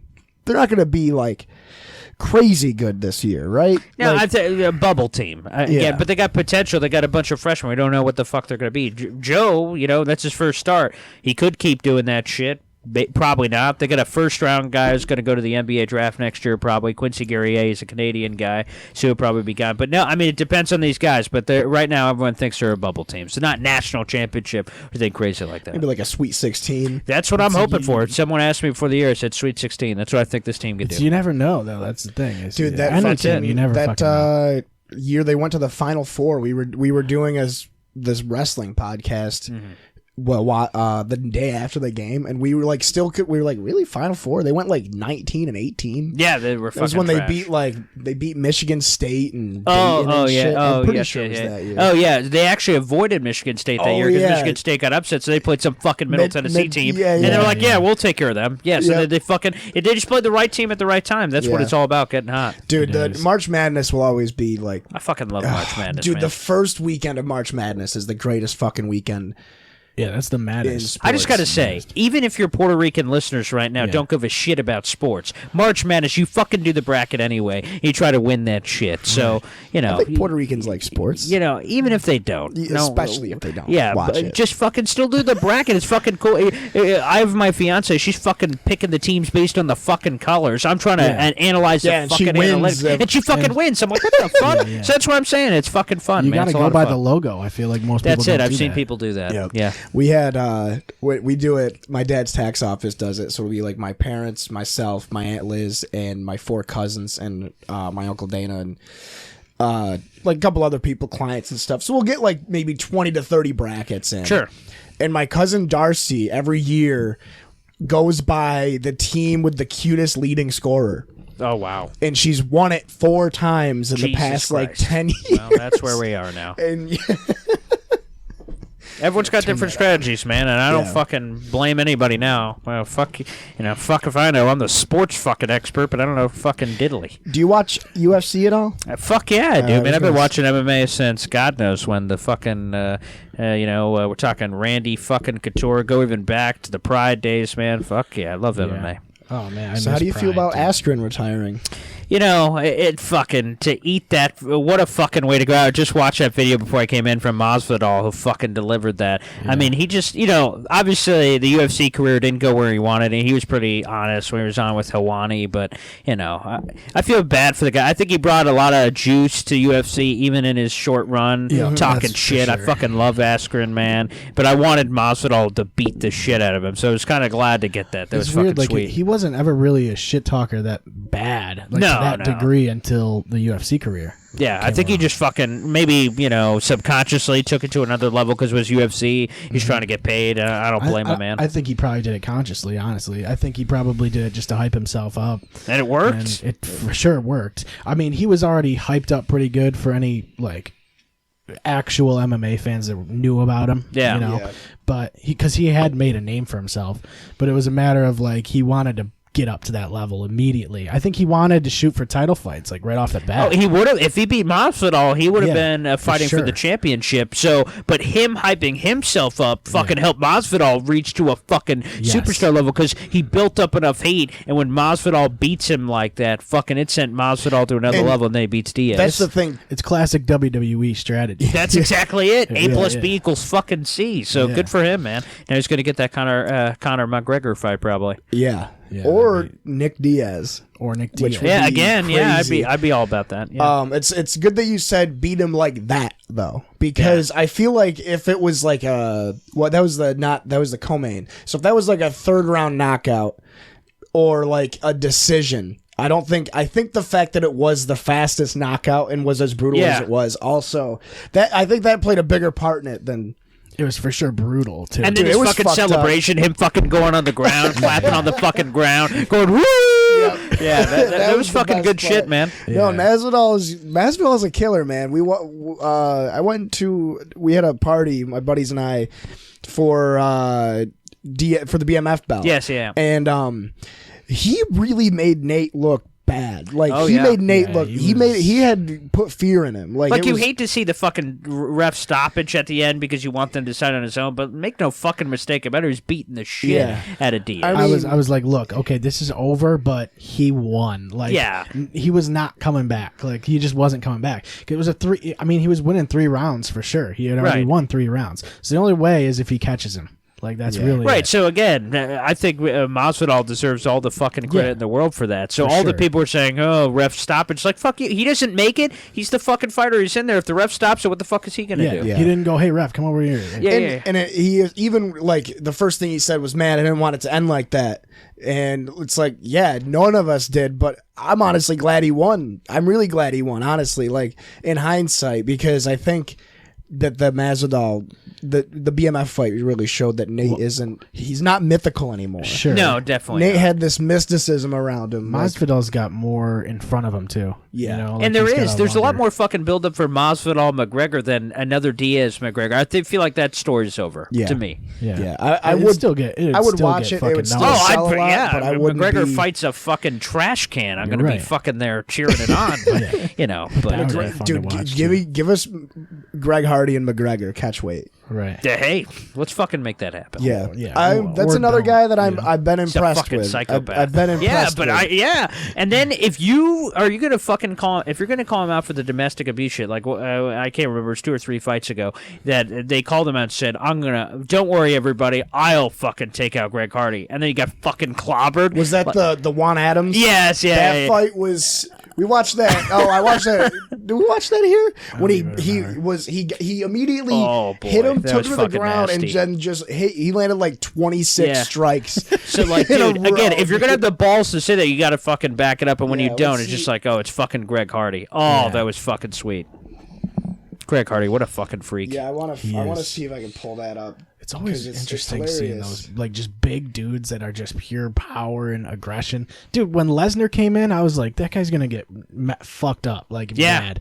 But then you saw how much he overpowered everybody. It was great. I was just watching the Lesnar Couture fight from a couple years ago, and that was fucking nuts too. Again, you got to give a lot of credit to Brock. He did the fucking crazy Couture? run. Is that what? I think he had a warm up fight or two. I think I can't remember off the top of my head. And then he got the Couture championship fight is when he won it, but but it was he got thrown to the fucking right into the fire. And then, obviously the intestinal stuff at the end fucking really gets you. What was that, Overeem? Yeah. That sucks. I thought for sure, though, with the DC Brock thing, we were going to get that. And then fucking DC goes on a Stipe Miocic shit, and then Brock with the WWE. That's too bad, because I really would have wanted to fucking see that. The whole thing was wild. I mean, I remember him fighting like Shane Carwin, and at the time, Carwin was like 16-0. And that was just a fucking... I mean, he got beat down. I mean, Carwin got fucking demolished. And I was surprised. His first UFC fight was against Min Soo Kim. Yeah, so he had a Then he lost to Mir, but then he won fucking 4 in a row. He beat lost to Mir Randy by like a foot. Yeah, there you go. There was a championship. Knocked out Frank Mir and then submitted Shane Carwin. Right. Because I remember Mir getting him in like a knee bar or some shit. Yeah, that's he what it fucked was. him up. Mm-hmm. But yeah, I mean, the thing too is it's funny how there's there's always the what if thing with the UFC and just fighting in general, really, because it's an individual. I mean, a lot of individual sports have that. Tennis has that too, golf, stuff like that, where it would be. I mean, we could all agree that Cormier would probably fuck up Brock Lesnar, right? I don't know. You don't think so?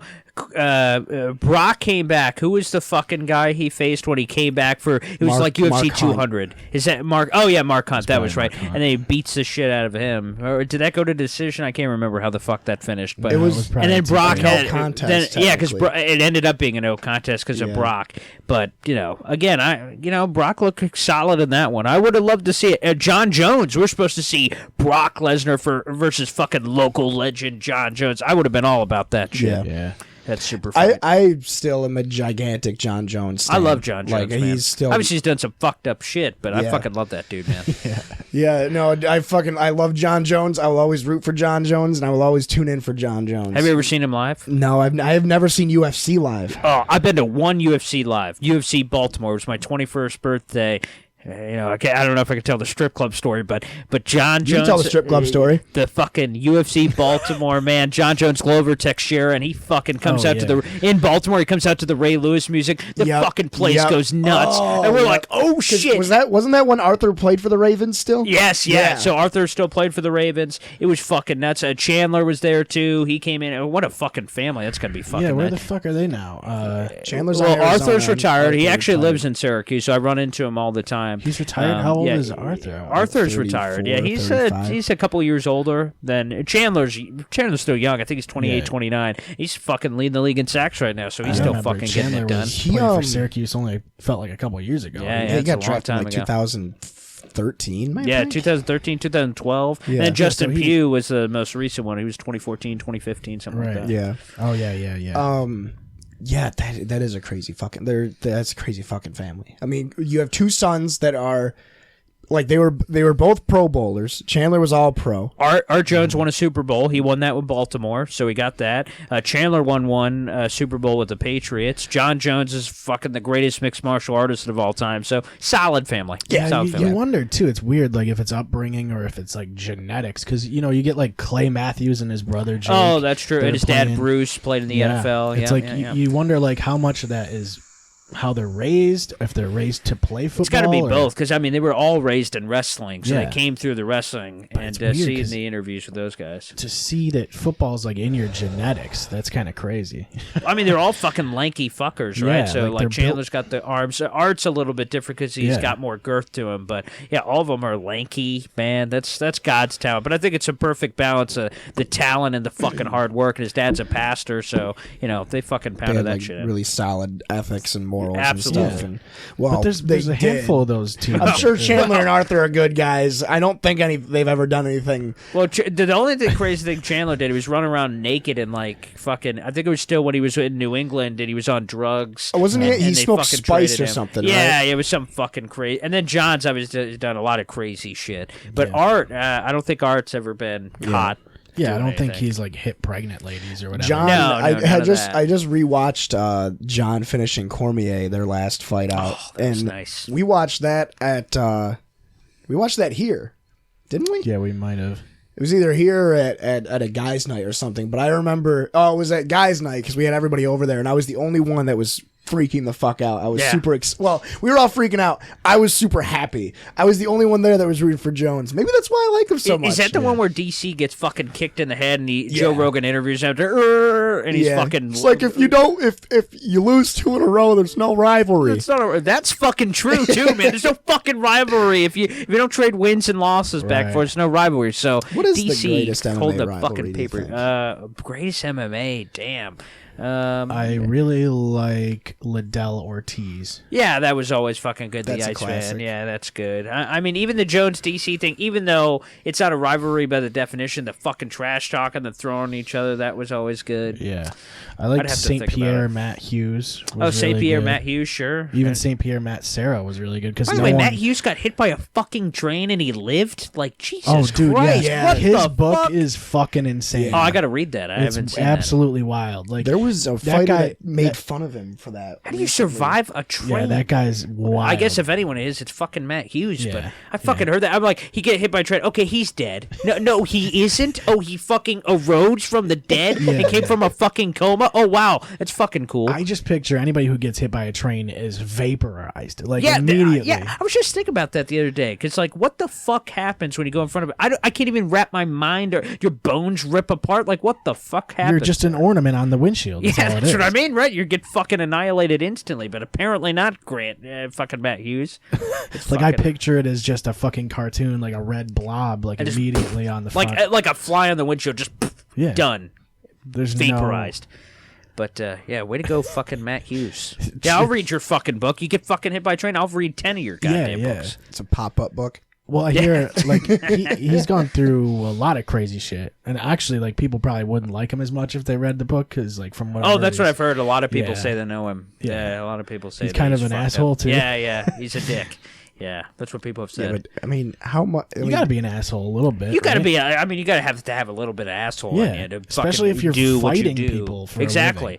Cauliflower ears and all that crazy I feel like concussion Stipe shit. is super nice. You think so? Oh, he's a Cleveland guy, right? firefighter. Yeah. But he's probably got an asshole side, you know. Okay, all of them have to, I think. Yeah. But Stipe shouldn't have fought DC a second time. As soon as you won, you should have fucking just said, I fucking beat you. Suck a dick, man. It shouldn't have faced him twice. When you get two fucking big boys and Stipe and DC, like you guys are throwing fucking hands, anyone can knock out fucking anyone in that heavyweight division. So I would have been fucking done after that super fight. DC doesn't seem to be scared of anybody either, though. He'll throw with anybody. I think he's too dumb, man. I think he's not fucking smart enough to fucking be able to be scared. And I think that's actually a fucking compliment. That's a good that thing. you can't even fucking think about it. Like, you could get in your own way watching fucking Chuck Liddell highlights or something where you fucking get scared shitless. You have to have no fear. That's the thing, like when you're standing across from like an Ngannou or like a Derek Lewis. Yeah, right. You know, I like to see Ngannou and Cormier. Oh, was Ngannou? Was that the fucking horrible fight where it was him and Yeah, fucking? they It was danced super around fucking for- disappointing. They built that shit him up. and Derek Lewis. Oh, what a fucking shit show! I'm fucking like, oh man, these guys are gonna be fucking trading blows, boom, boom. I I thought thought it like was gonna 60 be- strikes landed the whole and then fight. they're just fucking dancing around. Yeah. Like, come on, man, I fucking thought it was strap it gonna on, be Sally. like maybe.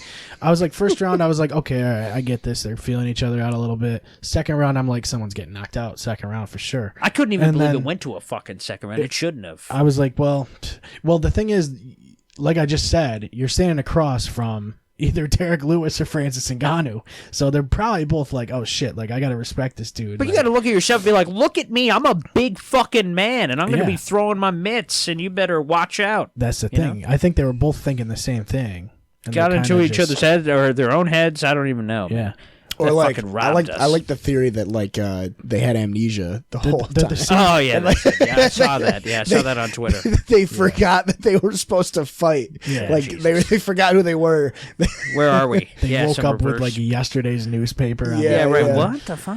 Yeah, I What could that see was that. all you had to do was to get them into a spiral. Right. Yeah. Just give them a different newspaper. Just give them the wrong newspaper. Yeah, there you go. So let's start. I think that's a good fucking prank to start fucking with people. It doesn't need it to be an April Fool's. Don't give them any hint that shit's coming. Just fucking really go out of your way to fuck with people. That'd be good. Yeah. Yeah. It's an I easy like move. I like the idea of Cody Garbrandt making a comeback. I love Garbrandt, I love man. Cody Garbrandt. And talk about rivalries with him and TJ Dillashaw when they had that fucking shit revving up, and then Cody fucking knocks out TJ, and I'm like, oh my god, the world. Yeah. Or the other way, TJ knocking out Cody. He ends up knocking out him, but the hype up to the fight, and then the whole like the Ultimate Fighter and all that shit. Oh yeah, that's what I mean. alone- That was fucking great, man. That should alone. What happened to the Ultimate Fighter? I love that show, man. I would have fucking watched that for 100 years. Is it the Contender Series now? I guess Dana has his own personal thing, but again, the Ultimate to me, the Ultimate Fighter never ends. You don't need any fucking gimmick, man. You get a bunch of these fucking no-name fighters, or even sometimes you get known guys all battling it out. Yeah, that's the thing is, even if you get two coaches that like aren't that well known, you build them just from the season. Yeah, of the Ultimate right, Fighter. exactly. There's a lot of personalities, man. I like the way that Bellator and ONE FC do their championships as well, and that's what I like about the Ultimate Fighter. It's because it's bracketed. Yeah, I love the tournaments too. That Yeah. that should get. I think we just all enjoy. Like again, the March Madness we were talking about earlier. I think it's just fucking cool seeing the tournament, seeing brackets, matchups, analysis, all Well, that it was shit. wild back when they did it in Pride because they'd have to fight. Yes, in the yeah. same Yeah, I event. was gonna That's say right. they would do all the fights in one night. Right? Yes, yeah. That's insane. Yeah.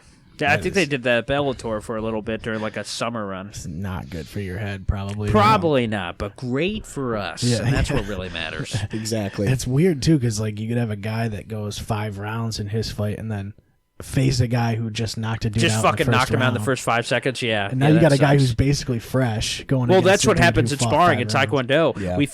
We fucking get guys. You fucking knock someone out real quick, and you get up to such a big lead in sparring where the point total's so high that you could fucking cruise control. Yeah. And you get another one that's a fucking grinder. It's 4-5, and you guys are fucking trading blows, sucking wind. The worst is when you get those like 1-0 or 2-1 fights. Oh, that's fucking it. And then I That's start the getting worst, hesitant. dude. I get in my own That's fucking the- head, yeah. and I'm playing counter game, and I'm looking at the fucking clock, and I'm like, oh, fuck. I can't make a mistake here. I'm fucking overanalyzing shit. Right.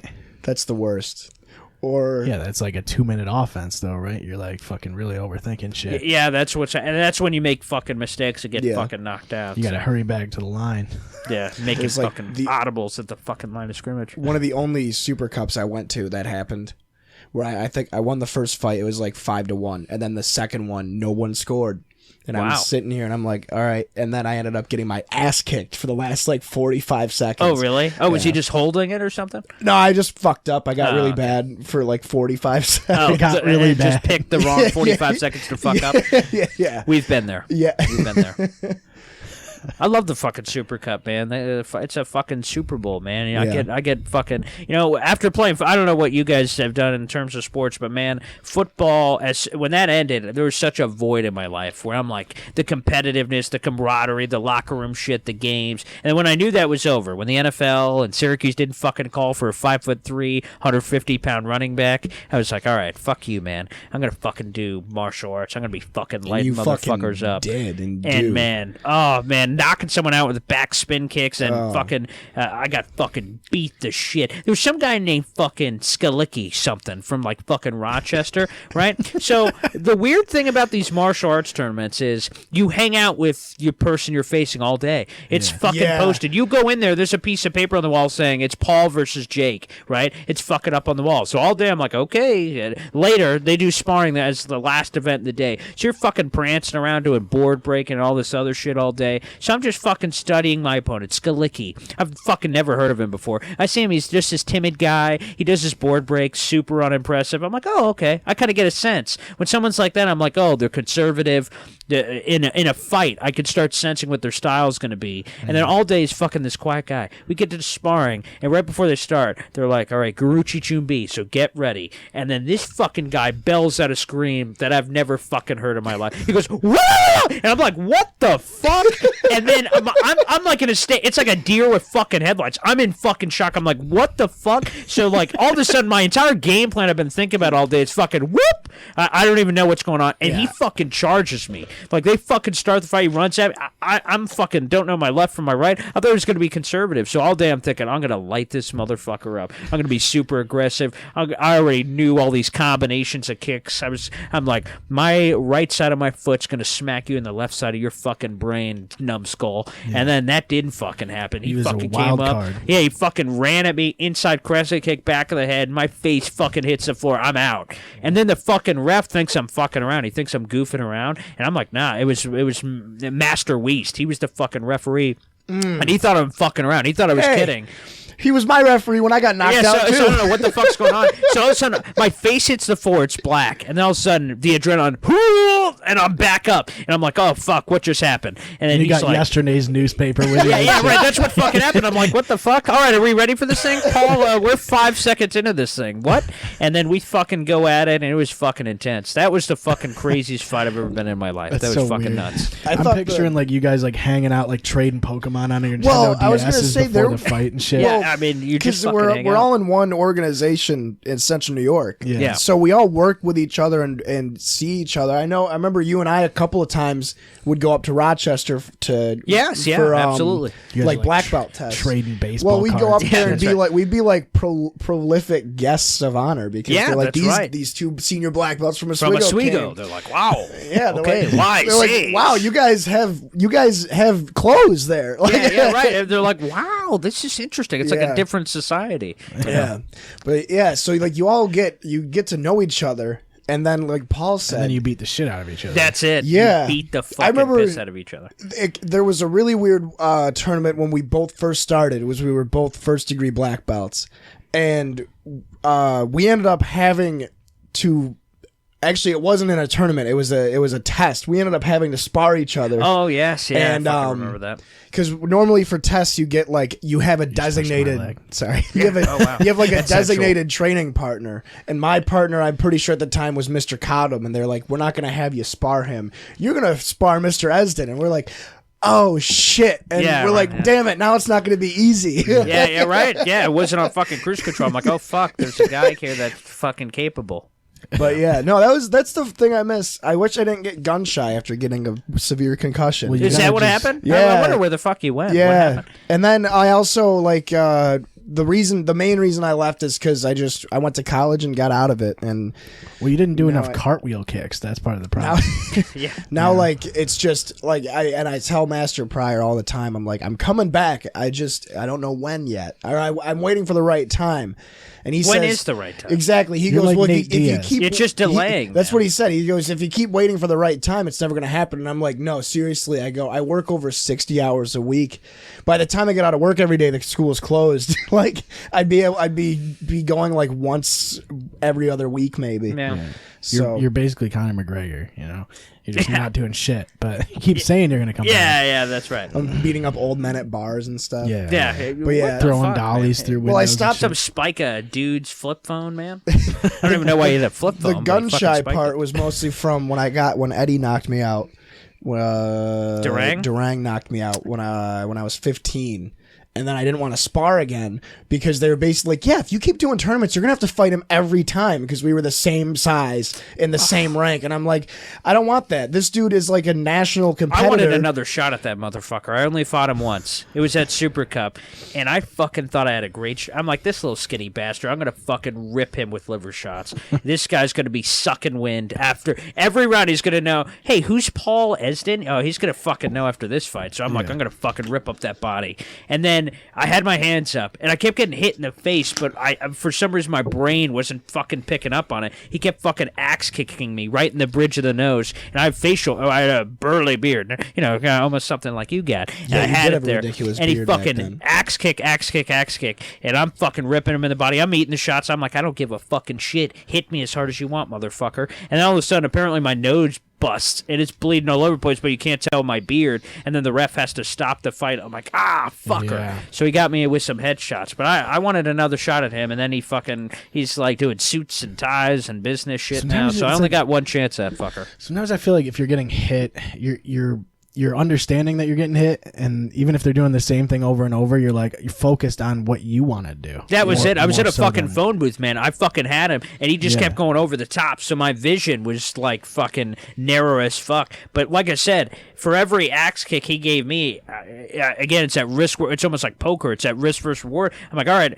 I'll let you do that, and by letting you do that, I'm gonna get 3 fucking body shots on you, and I hope they taste good. So every round, once they end, we got it's different now. I think black belt's like 2 or 3 rounds, and then they let them go over the corner. I'm just looking to see if like he's wincing. Yeah. When I see him sucking extra wind, I'm like, okay, it's working. But then they stopped the fight. Too much bleeding. I was spitting blood up everywhere, and I was like, son At of a a certain bitch. point, like 12 axe kicks to the Yeah, face I guess, is gonna- yeah. But it's my fucking... I'm a dumbass. I apparently didn't see it. I'm fucking 5'3". Eddie's a tall dude, man. He's kind of tall. He's not built... He's very thin, but, like, so he just kept fucking going over the top of what I believe my range was. Like I said, I'm in a phone booth, so he kept getting me over the top. Didn't fucking hurt or anything, but I felt like my body shots were getting there. Unfortunately, I didn't get to And finish you the really fight. see it like a lot. Those like these long dudes. It's like height is fucking huge in fighting now. Like, That's what it is. height If and you length. watch the fucking Olympics, Taekwondo's in the Olympics Yeah. now, it's these tall guys that kind of do these play side kicks. They kind of wait and can go on one foot and do the hook kicks to the head. So it's not Wingspan. it's not as physical, Right. I don't think. Who is the like I would say a black belt or senior instructor that you wish that you got to train with more or see more? Like somebody that that either left, like Mr. Garshab. Oh, that would have been my answer. Or somebody that wasn't and that never came around a lot, like Mr. Abbott or Mr. yeah, Weiss.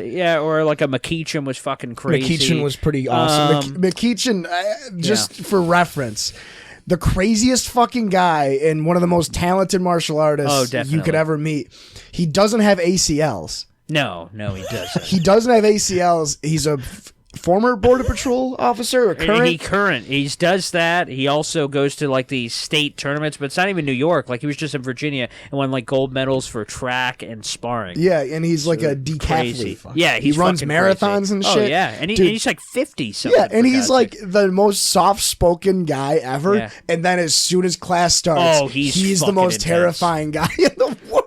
But I mean, it would definitely be Garshab. Like Yeah. I even got to, and this is the thing. This is why I was going to ask you why he didn't do it anymore. Because like ultimately, Garshab was this, and for those who don't know, was this crazy talented dude. And ultimately, he ends up leaving, and I end up asking him why. He kind of says that like at a certain point, so like he's stupid talented, flash kicks, which is like a backflip kick. Yeah. He does all this cool shit, but he said eventually, it just kind of like the berry, he picked the berry and he took a bite and he didn't taste it anymore. And basically he reached a level that it just felt monotonous going through kind of the degrees, and that he had just reached a level. They start doing the cool shit on Friday nights. I don't know if you were here for that. We mix martial arts. No. Like after hours, like almost like, Taekwondo after. They brought capoeira, Brazilian guys. We brought all these different martial artists in, and we tested our fucking techniques. Like, so third degree, it's a Mortal Kombat shit. Like third degree black belt versus capoeira, and we're doing crazy shit that the others haven't ever seen You guys before. are in like the basement of a parking garage. Yeah, that's it. And then we There's, did like, some people playing shinjitsu Russian shit. roulette in the So it was corner. cool. But that was cool. He's the fucking guy, though. Yeah. So it sucks. He's stupid talented. He's doing all kinds of stuff in Florida now. But I wish, man, he would have stayed longer. I would have loved to see where he could have gone, like nationals or Olympics or something like that. And I definitely see the whole you pick the berry, you taste it, or you pick the berry, you don't taste it anymore. Because I think a big part of it too was a major part of the reason I stuck around for so long was because I had to. For what? What do you mean?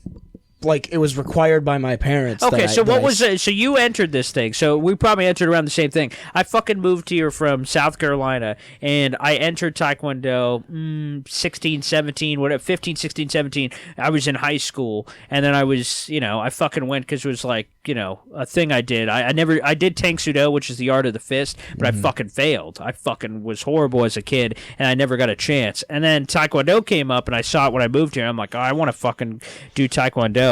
But my goal, like, and I'm not trying to be an asshole, that's a goal I wrote on the piece of paper. I'm like, I want to be the greatest martial artist who ever lived. Sure. And some people on this sheet said, I want to be a black belt, I want to be a this, I want to be a that. So my goal was always some unrealistic you piece want of to shoot meat. for the stars. That's the point. And that's it. So, like, for me, I'm going to do Taekwondo till I'm fucking 80. I'm going to be, Yeah, like when we started this, we were like, we're gonna be the biggest podcast ever. So Yeah. Right, So in between shots of Black Velvet. yeah, So we're in gonna theory, be the biggest but it's in never Puerto going Rico. to stop, right? So you're going to keep fucking chasing it. But like, obviously Garshop had something like, I don't know, 2nd degree, black belt, 3rd degree, wherever the fuck he went, Yeah. and then he was done. I think and he that got was his, the he Barry got thing. his 3rd, and that was it. Yeah, I think he got to 3rd, and that was it, 3rd or 4th, and that was Yeah. it. But again, then the Barry thing, he's like, no, I did what I wanted to do. For me, Yeah. master, I'm on the borderline of 4th degree. I'm like 16 months away from that, and then 5th degree is master, 4th degree is master, and other ones, not WTF,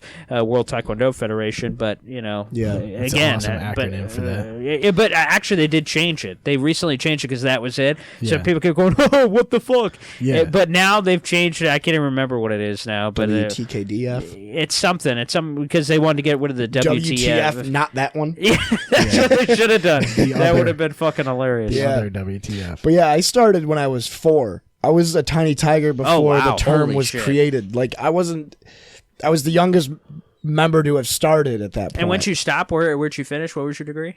3rd degree.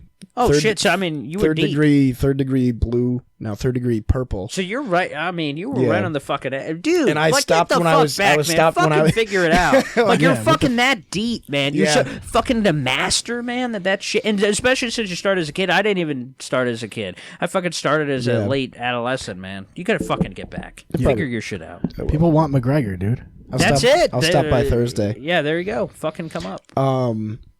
Yeah, I will do that. I'm off Thursday. But yeah, no, and that's what it was that I did it. I had to do it. I had to go at least 3 times a week, and that was Did that drain you? Did you? Was that like? yeah, because fuck. I remember when I got I'm to high forced to. school, I hated being home so much because I wasn't allowed to play video games or use my computer during the week. I could Oh, so only you use were it on like weekends. a piece of shit as a kid. Yeah, I was. So like I would go to Taekwondo, I would do every day, or I would do like every other day or whatever. But I would end up doing like there were some weeks where I would go Monday through Friday and do the 4:30 to 5:15 class, which was Yeah. all belts, and then I think it was Monday, Wednesday, Friday, 5:15 to 6 was for black belts.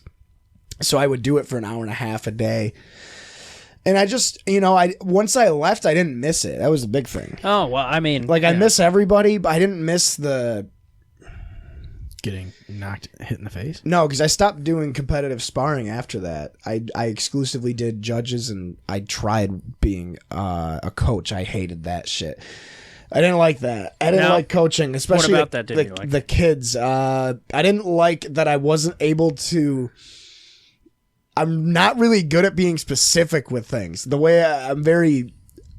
It takes me a while to come up with... Yeah. Like if I Words? yeah, it does. It does. It takes me a while to come up with Couldn't words. even come up with the word. words. That's a prerequisite to being.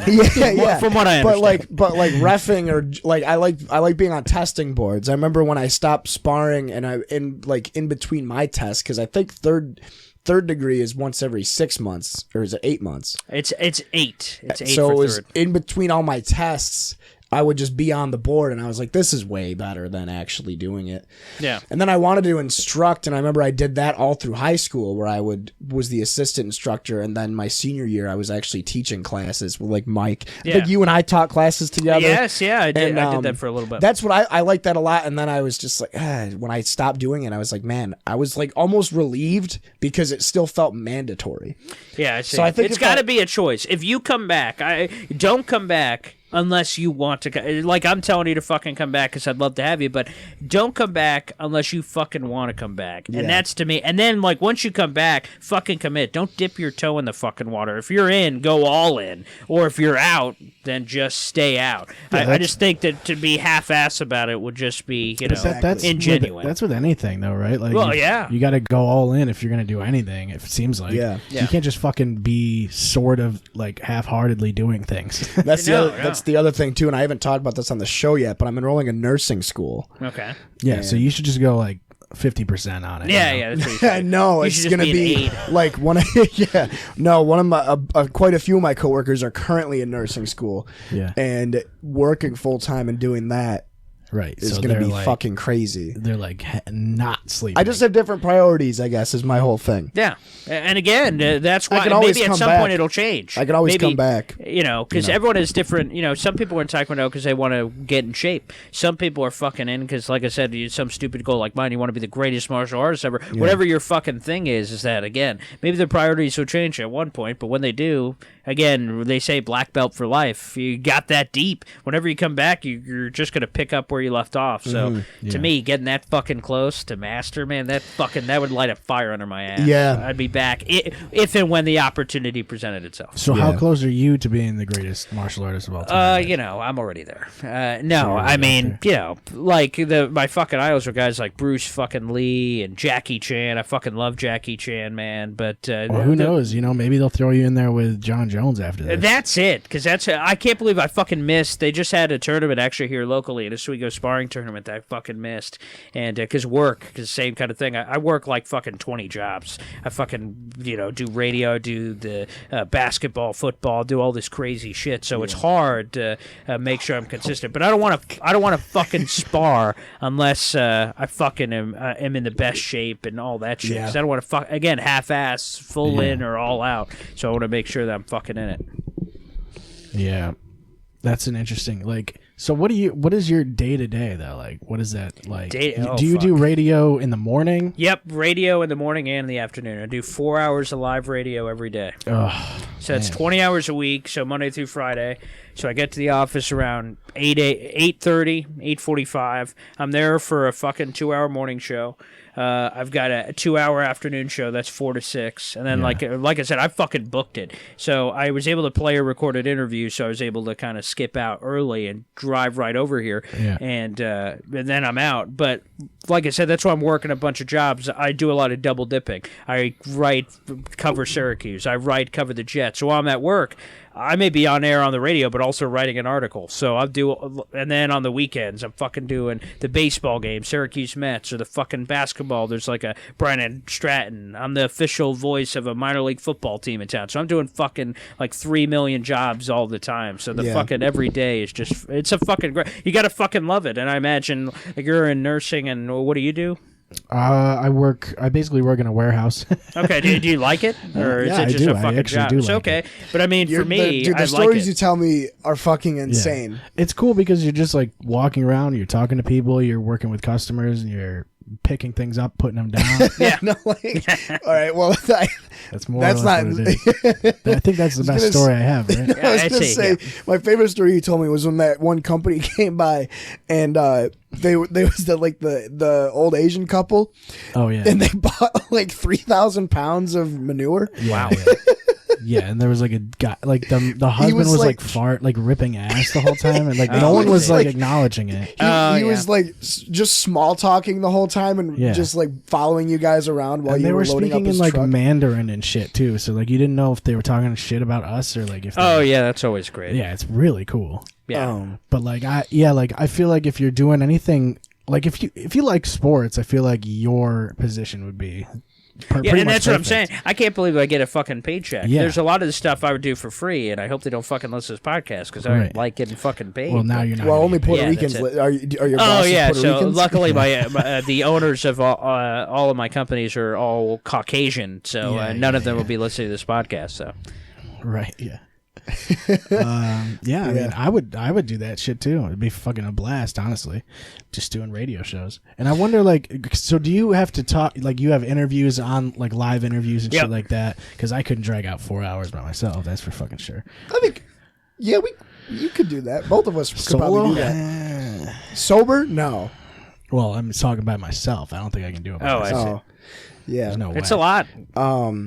Because I like, unless I have notes, I mean, you probably have like notes and shit that you. No, I don't use notes anymore. So, like, I started off because I did college radio, so WNYO here at Oswego. Yeah. I used to fucking write a book of everything, and it's like reading a script, I thought. So I would just read. But that's not as fluid. But exactly. So that's what happened. Yeah. So I thought I figured it all out ahead of time, and I started reading, and I'd mess up And I'm like, wait, hold the fucking phone here. I'm just fucking reading a script and I mess it up and I go, excuse me, and it sounds awkward. Right. So the key for me for radio is just conversation. Right now, we're just fucking sitting around. This is how I try to do radio. Right. Conversational. I'm just fucking talking. So I used to have all these notes. To me, now I just got bullet points. Well, also, it's like the rest of your day is surrounded by other sports. So which like, you actually also feeds it. Exactly. Yeah. So, like, my material for the day, I'm getting paid to write articles, but those articles I'm talking about, so it just all fucking feeds the beast. Absolutely. So I'm getting double, triple paid for the same thing, and it really helps.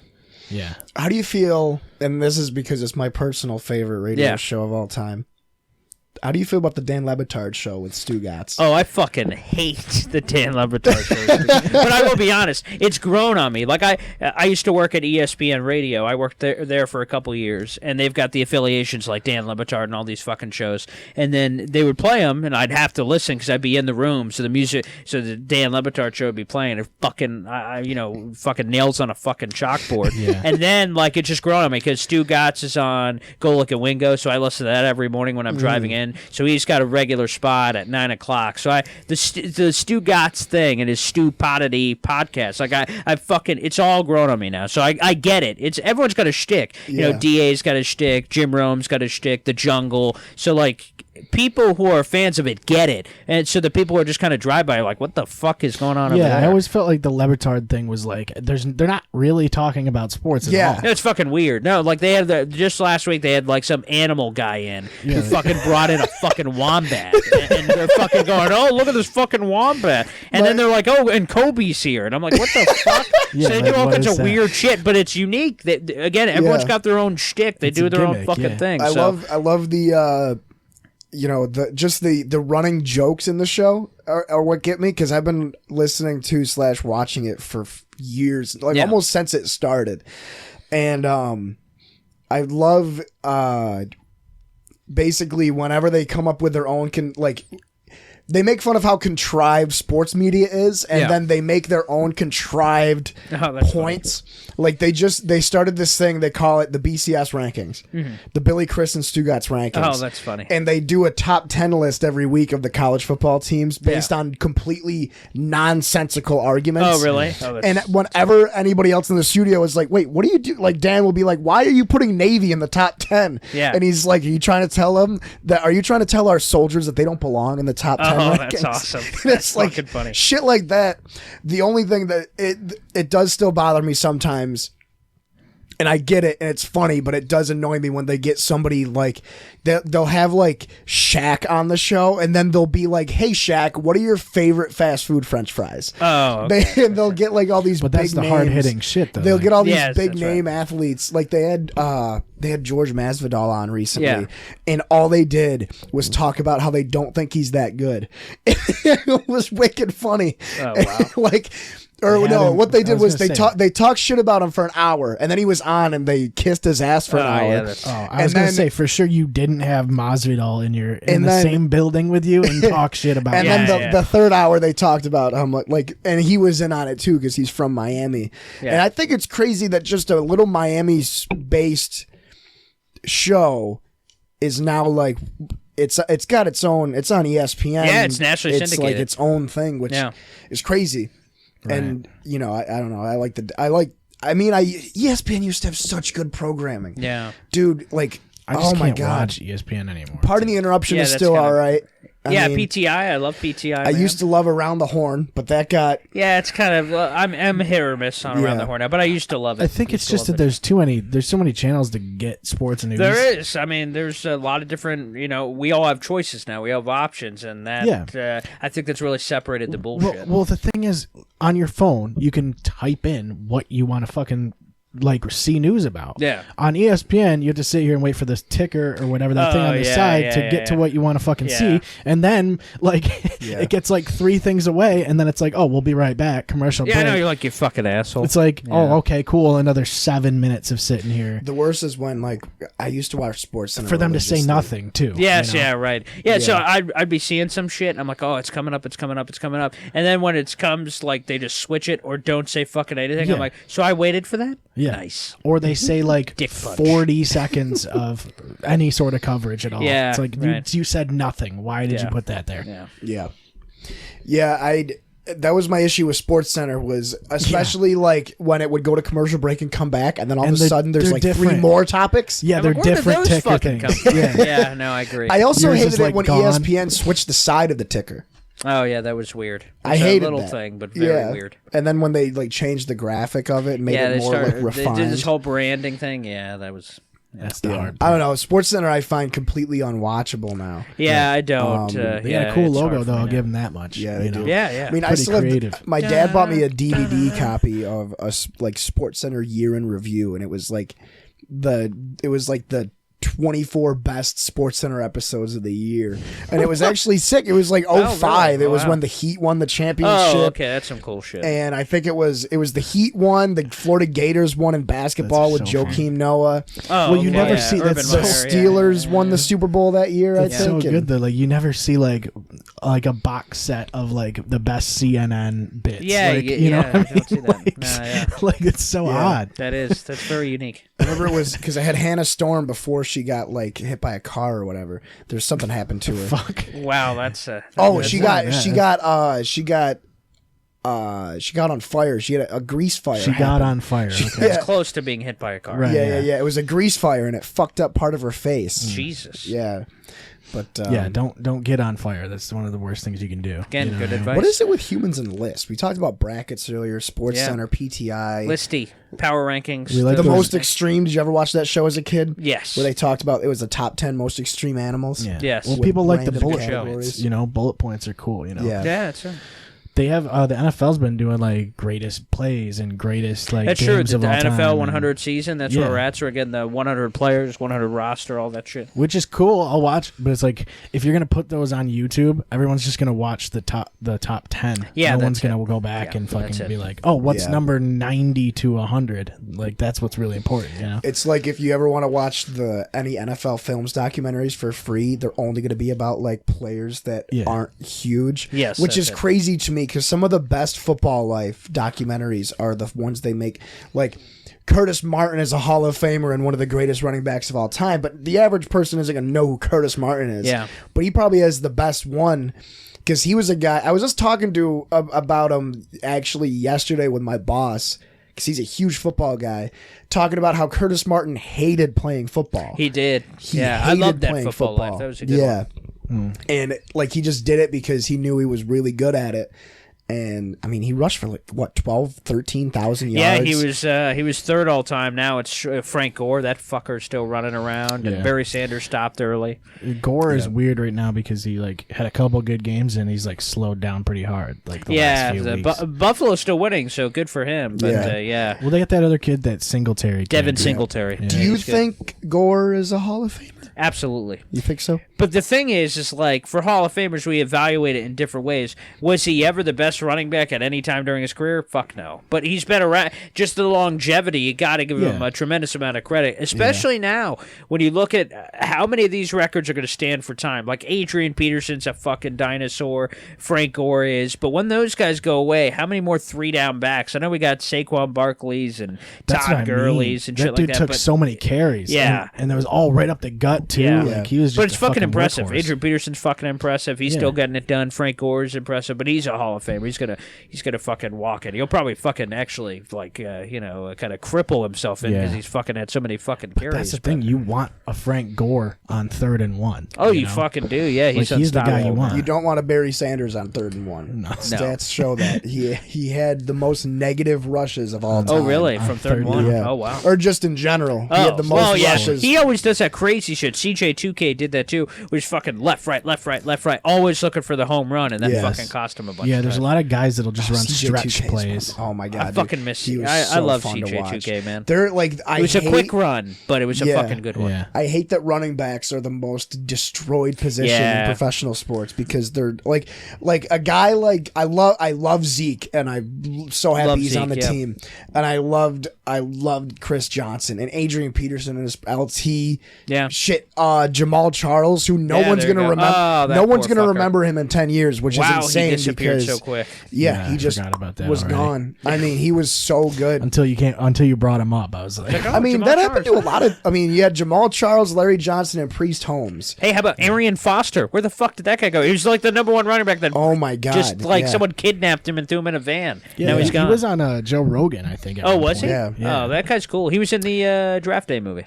Yep, Yeah, he's a rapper now. He's actually He's a really rapper? good. His name's Wow, Bobby okay. Fino. Wow, everyone's doing that. Le'Veon's rapping. Why would you Arian's change rapping. your name? Yeah, but Arian I don't Foster know. is actually Foster, you'd really think good. would pick up the clicks. Yeah. Oh, Arian fucking Foster. Oh, not he's a made up rapping name. now? Like, yeah, you already- right. Yeah, I think so too. You would carry that name. I think you he would wanted imagine. it separate because I don't remember him talking about football at all in any of his songs. So I think he wanted it separate. Oh, maybe Also, political Aryan correctness. is a bit maybe, of I a don't know. weird. Yeah. Aryan is kind of a weird name, you know. Like, Yeah. Yeah, Bruce. Yeah.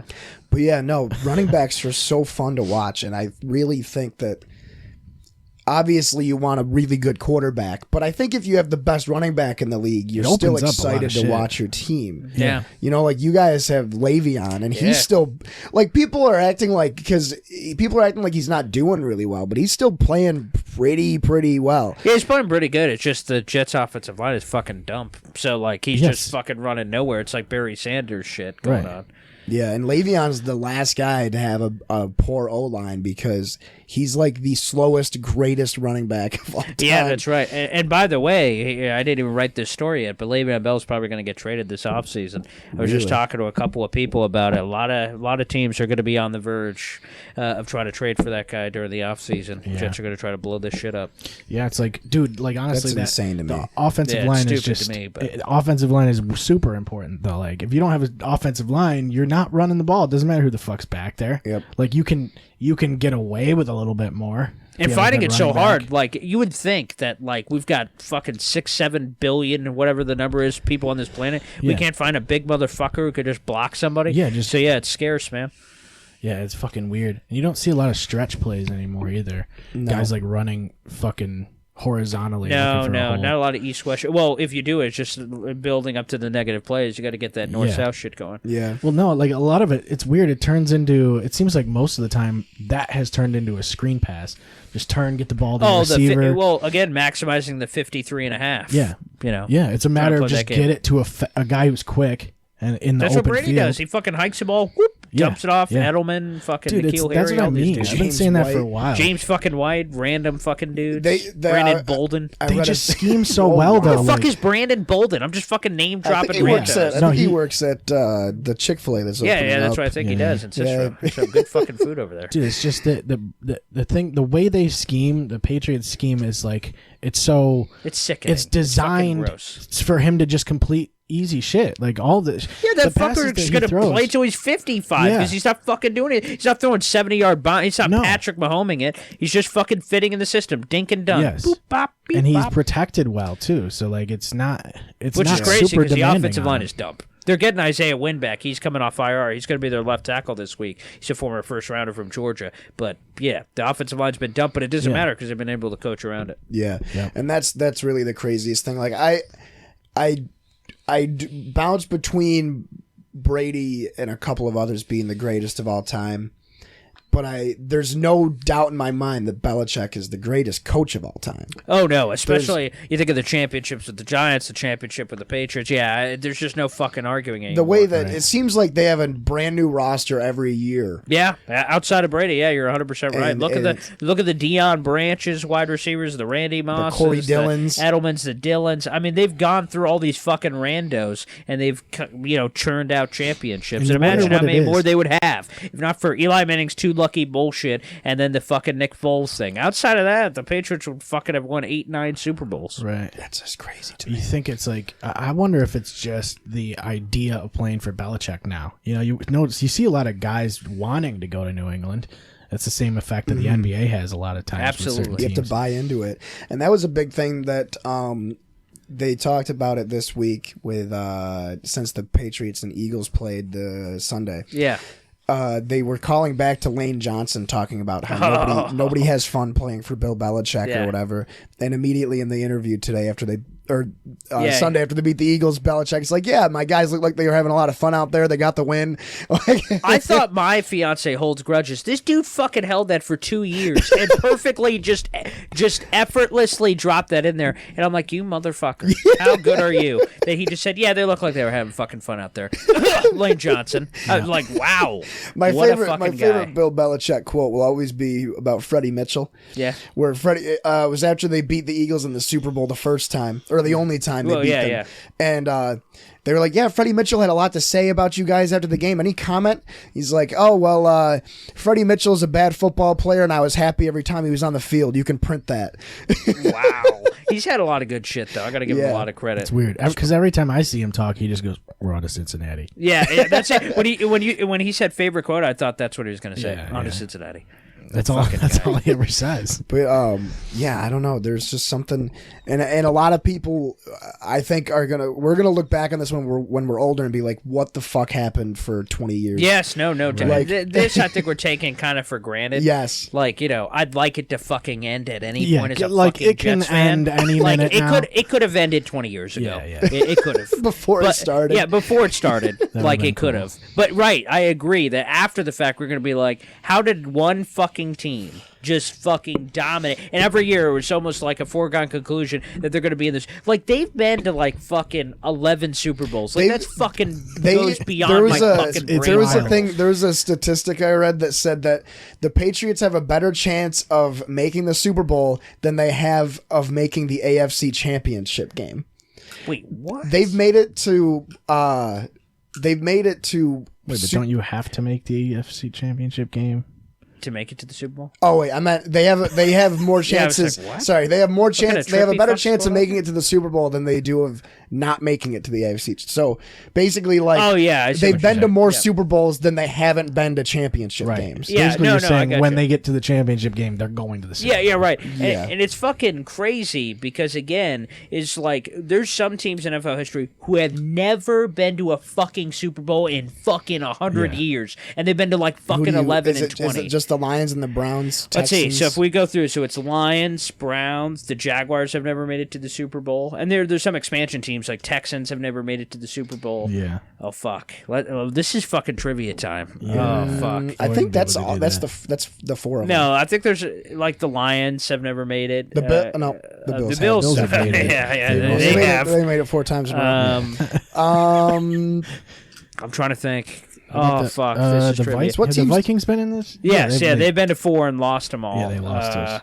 Well, let's see. yeah, Bears have made we it. can just yeah, go they through obviously- the divisions. Yeah, okay, so let's go. So AFC East, each team's made it. Yep, each team has made it. That's NFC correct. East, each team's won multiple. Yeah, right. So each team's won. NFC Yep. North, the Lions didn't make it. The Lions didn't make it. only Packers have won it. Bears have won it and lost it. And then Vikings. The Vikings. Vikings have been there but have not won it.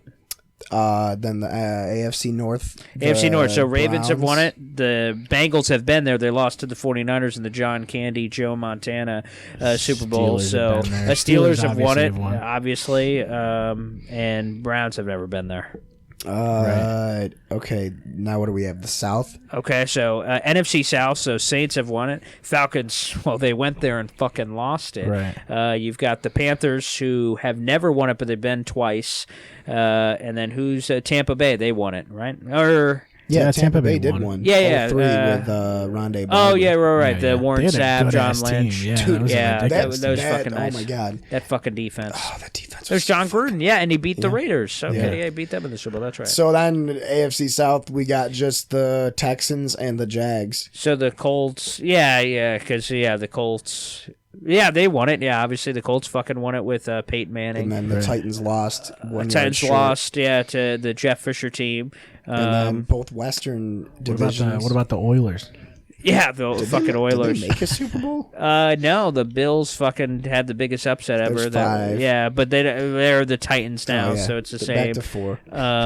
Yeah, let's see. Jaguars never made it. And now the West, every team has made it. Let's see. The Rams- Chiefs have made it, but never won. Let's see. The Rams have fucking. won So you got Chiefs, Chargers have never won.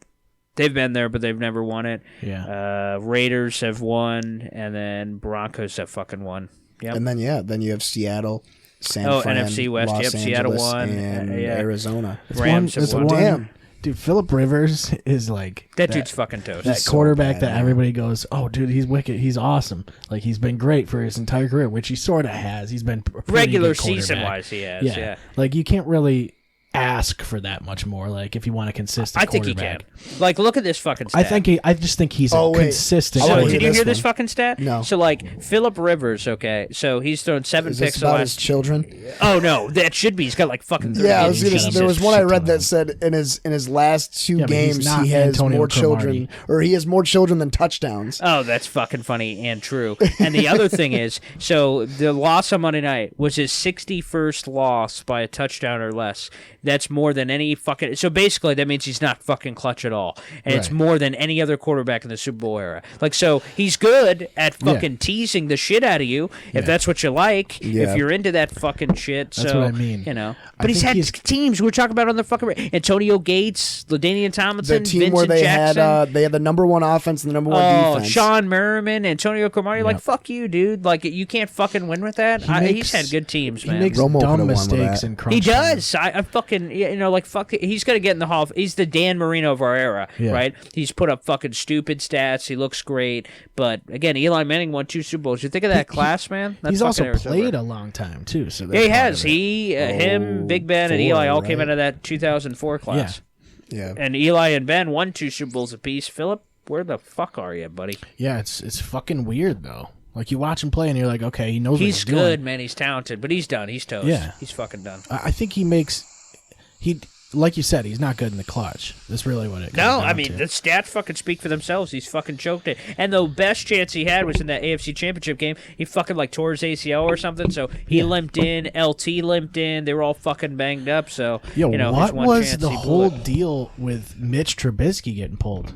Apparently, what they say is a hip injury, but Oh, and he's they said also bad. they said they said Yeah. the coaches are really protecting him, like I don't sucking know up if to I him. buy that, man. I don't either, Look, they were but- only down by 14 or some shit. They were down by 2 scores. They took He's him out in really the bad, what though. was it, the 2-minute drill or whatever Chase that was? Daniel? You're gonna put Chase Daniel in over Trubisky? Trubisky's so trash. Man. He's really I bad. know, but Chase Daniel though. That dude is my fucking idol.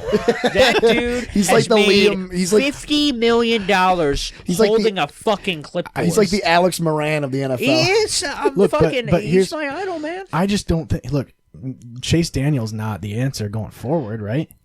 No. So What's then- the question? So here's the thing: That's- why not just let Trubisky try and make the comeback with when you're down 2 touchdowns? What What have they been doing all year with that fucker? That's the whole thing, though. I think they're fucking throwing in the towel anyway because they're pretty much fucking shot. Golly. And imagine that fucking draft, Mahomes, Deshaun Watson, and And they they fucking traded traded up. up, dude. You went from 3 to 2. You got fucking Jedi mind fucked by a first-time GM and John Lynch who says, oh, someone's on the other line. You sure you don't want Mitch? Okay, we'll take him. Okay, we'll give you picks. Yeah. And then he fucking Jedi mind fucked him to take that guy, wrong quarterback, how and gave up I picks. love it, dude. How about how- I'm fine with watching the Bears be awful. Same, honestly. The only thing I like about the Bears is using their throwback uniforms in Madden.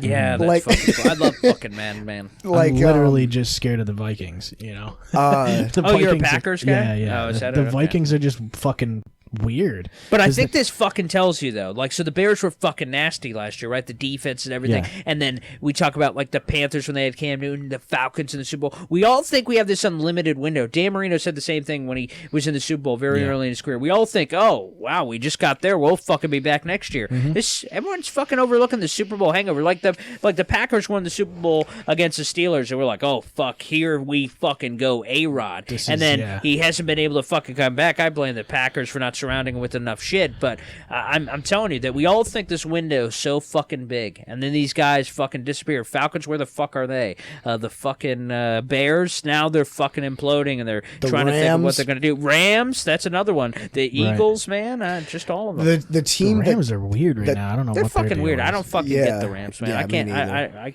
can't. I don't have the temper. Especially because a lot of those guys are still there. Yeah, it's a lot of the It's same mostly guys, the same and they team. paid a bunch of guys, and they got better. Jalen Ramsey, man, Yeah. what the fuck? I didn't understand getting rid of Marcus Peters. I Yeah. thought that was fucking stupid. Why would you pair Marcus Peters and Jalen together? I think And then they also got rid of Talib. yeah, it's elite. You would That have one had the was three weird. of them. Yeah, I think and, what happened they is just gave people- him away. I think they're starting to figure out Sean McVay a little bit. I think But the you have Patriots. to, I yeah. think the Patriots exposed quite a bit in that fucking Super And Bowl. man, game. doesn't that suck? So everyone thinks you're this genius. You get exposed by the old guy, Yeah. and you lose the Super Bowl, and now people think they've fucking figured their shit It out. seems like they have. A team 100%. that I think escapes everybody's minds when we think about the window. The number one team that I think of is Jacksonville. They were a tipped yeah, that's Stephon. right. They were a crazy Stephon Gilmore play away from the Super Bowl, yeah. weren't they? Well, yeah, they Because were in the- leading the AFC Championship game in the fourth quarter, and horrible clock management by Syracuse's own Doug fucking Marrone. Yeah, go Fucking fish, go fish, cost go them. fish. But I don't know how entertaining a Super Bowl would have been potentially if Case Keenum with the Vikings and Blake Bortles of the Jaguars. I know, It yeah. ended up we got the reverse. We got the Patriots Eagles in that Super Dude, Bowl. I would have loved a Jags Vikings But I was Super like Bowl. fucking like what? I was like shut your whore mouth. Yeah. That Super Bowl would have been I know. hilarious. And then I would have went to that Super Bowl party that you guys would have thrown for Case Keenum and fucking Blake Bortles. I would have Yeah. been ready for that shit. That would have been. It would have been That sick, almost dude. happened. We could have played Counter-Strike and ate pizza the whole time. Yeah, that's Because right. we would have ordered all the food and nobody would have showed up. That is like very highly likely to it. like I want I just do want like two fucking oddball teams in the Super Yeah, Bowl. like, that it was seems our like best chance, I think. yeah. yeah, it seems like every year the NFC is just see who plays the Patriots kind of thing. Yeah. you know? Basically, that's what it's And been. Unfortunately. the other thing too is that's what I love about baseball is that randomly, like if you look at the former like the past like few champions, you have like the Royals were in it. Yeah, were in yeah, one. that's They right. won. Yeah, they were in they two, won. right? Yeah, they lost the yeah, first they one won. and Yeah, won and then the second Kansas one. City's just like, now, you know. Like, Yeah, and then you fallen have Houston won a couple years ago. So that they was won this rando. year too. no, Washington won. Oh, Washington lost to won. Houston. Yeah, they Oh were the wow, first team. wow! They lost I to- forgot. Yeah, Washington Yeah, got that's big, so even and we're like, weirder. oh. Yeah, right. That's right. It's fucking Washington. It's even weirder. I completely forgot. And I watched that series. We watched the whole. But that's playoffs. baseball, man. We're, whoop, Yeah, move on it to the really next is, sport. too, It's like- cool story. Like I try to watch baseball, man, but I can watch baseball with you because I think I need to watch it with somebody that knows what they're talking about. I can't just sit Yeah. there. Yeah, I watch a lot of baseball, but it's like Yeah. I only watch the Angels. Yeah. So I don't know what's going on with the other teams. There's too much. There's too many games. There's too many teams. it's a I'm not lot gonna to fucking, keep track of. Yeah. That's how I feel about hockey. I love hockey, and when I was in college, all my friends were super into hockey, so I watched all the time. But there is, and you don't know. There's no news. Like as an American, you're automatically fed NFL, college football, basketball, and college basketball. That's just immediately. You touched my leg again. Yeah, That's like- wow. This is getting really intimate. Yeah, yeah. You know what I mean? Like it. Those are the four most popular sports. Can I do word association with you real quick on hockey? So when I say hockey, male figure skating, you say That'd be pretty cool, honestly. no. That's You what I'm think- saying. When people tell me hockey, I'm like male figure skating.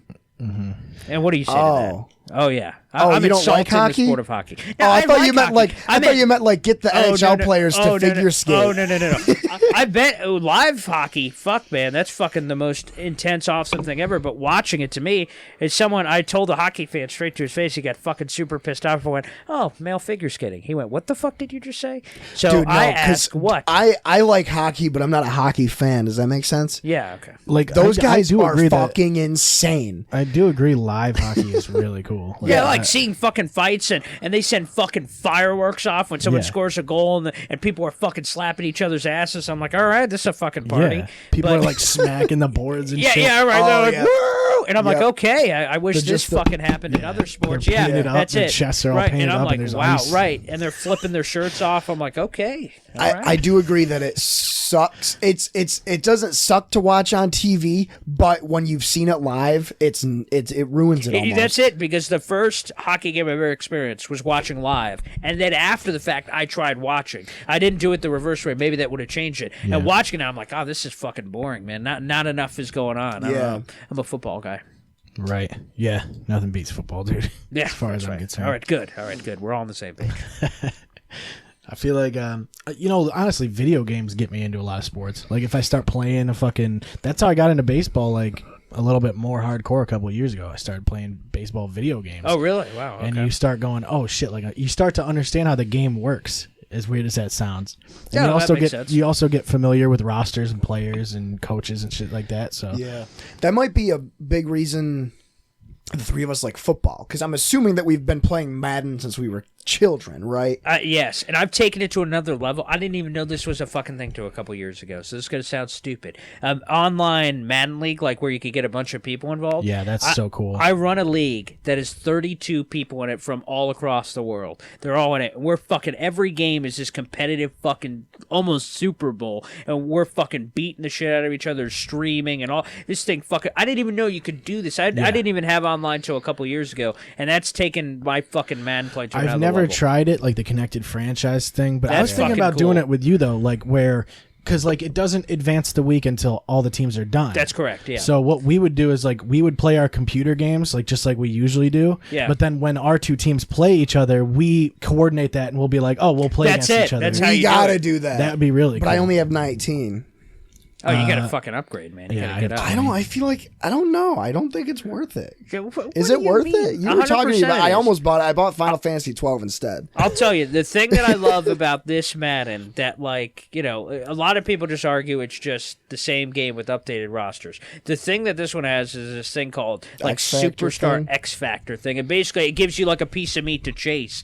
It's like if you accomplish certain goals in the game, like, I don't know, Zeke runs for 200 yards and Yeah. gets 2 touchdowns, you could get a Deve upgrade. And basically, it helps your players so you could coach them and fucking grow them up and shit. So like you know how you have like the development traits or whatever. Yeah. Like it'll be quick or superstar or whatever. Exactly, that's it. Like I had Jamal Williams get like a challenge or whatever, and I had him run for almost 200 yards in a fucking game, and it gave him like a superstar trait. So now I can just let fucking I can just basically let him be my number one guy and not have to worry about paying anybody And then else. it keeps going up, and then the biggest thing is Superstar X Factor, where it gives you extra stiff arms and shit yeah, like and that. like It's special crazy. abilities like based on It's cool. like streaks and shit like that. Word. But I'm telling you, it's worth it. Well, I'll get 20 Black Friday then instead of Call of Duty. If you get it, we'll do a connected franchise. But I'm 'cause I would telling like to you, you try should take that. the connected franchise to another level. I've done the thing where it's 2 people, me and a friend, we play computers, then when we play each other, it's cool. But, like, when you've got 32 fucking people in it, and you fucking all put it It's together... always a live game, though. That's the thing. That's it. But well, that's true, so you got to schedule it out. So that's I kind like of annoying. having CPU games, too, like just playing against computer casually. I do, too, because I like just It'd be fucking cool playing if a we lot of get, games. What do you play on Xbox? Come on, man. PS fucking 4. Fuck. Are you So getting we gotta I got both, but I usually We got to play get it like a on Madden Xbox. tournament going. or We something. gotta not only find 2 other people that have Xboxes, but we gotta find 2 other people that have Xboxes and Or I'll Madden. just trade in Madden and I'll get it on PS4 instead. See, I there don't you have go. a PS4. But let me ask you. So we all play computer games, but do you get the same hard-on for a computer game as opposed to for me, when I play Madden, and I know it's against Jake, and I know, like, even when I play an online rank game, and I know that some real person is there, Right. and I can trick them with jukes, and I can outthink You know you them. can run 4 verticals 7 times in a row. Right. And then Or I can bait always somebody. complete it. And I Yeah. can fucking run. He's like, oh, he's going to fucking run in this play. And I hit him with a play action. There's something Yeah. fucking that gets me off when I Primal. know I can trick. Yeah, definitely primal. That I could trick you into doing it. So to me, playing against another person and beating someone and you know, like just imposing your will on someone. Sure. When it's a computer, I feel like it's almost like I'm playing a fucking monkey. Yeah. So like I'm like, all right, I beat you, but it doesn't feel as good. The human wins to me are fucking great. It sure is more intense for sure. The- That's but it. I I also to like me. playing against people if I'm in the same room with them. And I've kind of lost Specifically that with the for- online franchise. I rarely ever play games like Like if we just pulled yeah. up the PS4 and start playing right now. I so don't get enough of that anymore. See, that's like I'm the same way with actually most sports games. I don't do online head to head, Yeah, I don't really. but mostly. I love fucking 2K Jesus, too. I fucking love 2K. I've been playing 2K for like 6 years now, and I'm just now finally starting to actually run plays. Yeah, and I feel yeah. like it's a completely different game. It is. It kind of Yeah. makes it less exciting. But I got on a whole tangent. You were talking about I wanted to talk about playing against the CPU. Yeah, yeah. In Madden. My favorite thing is when, because it's almost like this because I almost exclusively play against the computer, but you know this. The three of us will know this. Yeah. It seems like the computer actually makes adjustments in the second half. Oh, there's no fucking question. So, And like, the half is fucking weird because they like re-roll like an algorithm. or something. Yes, exactly. And like, there's games where I've been getting completely shut down in the passing game the whole first half, Or fumbling it like every. Oh, Yeah. I hate the fucking momentum sometimes. With Yeah. some of that Yeah. shit. That's annoying. and then you hit the second half, and then like you're like, all right, I got to run it. But you know what? I might as well. I'll do a play action pass because they're probably going to be expecting me Right. to run it because I was doing so bad. And then all of a sudden, You get like you sacked get as soon as 350 yards in the second half Yeah, because now the computer chooses to not be cheap. Yeah. I guess with the passing game. I love when you go to hand the ball off and you get tackled before you hand the ball off. That's my favorite thing. Oh yeah, that's right. but yeah. So I had a wicked awesome game of Madden against the computer a while ago, and I think there's less when I play against another person. There's a gigantic chance of a blowout going either way. Oh, really? I feel like because whenever we play, it's like one of us wins by like 20. Yeah, but it's always like 48-36. Or Yeah, some that's shit. true. Like, it's never, Oh, so you guys make some epic comeback at the end? it's always- it's or never- like. yeah, and it's always bombs too. It's a shootout. Yeah, and every like time. Oh, I yeah. feel like I can be more creative against a computer because you know what I mean? If that I don't know what you mean. like I don't. I think I could get more creative with a person because, like I said, I feel like I could trick them.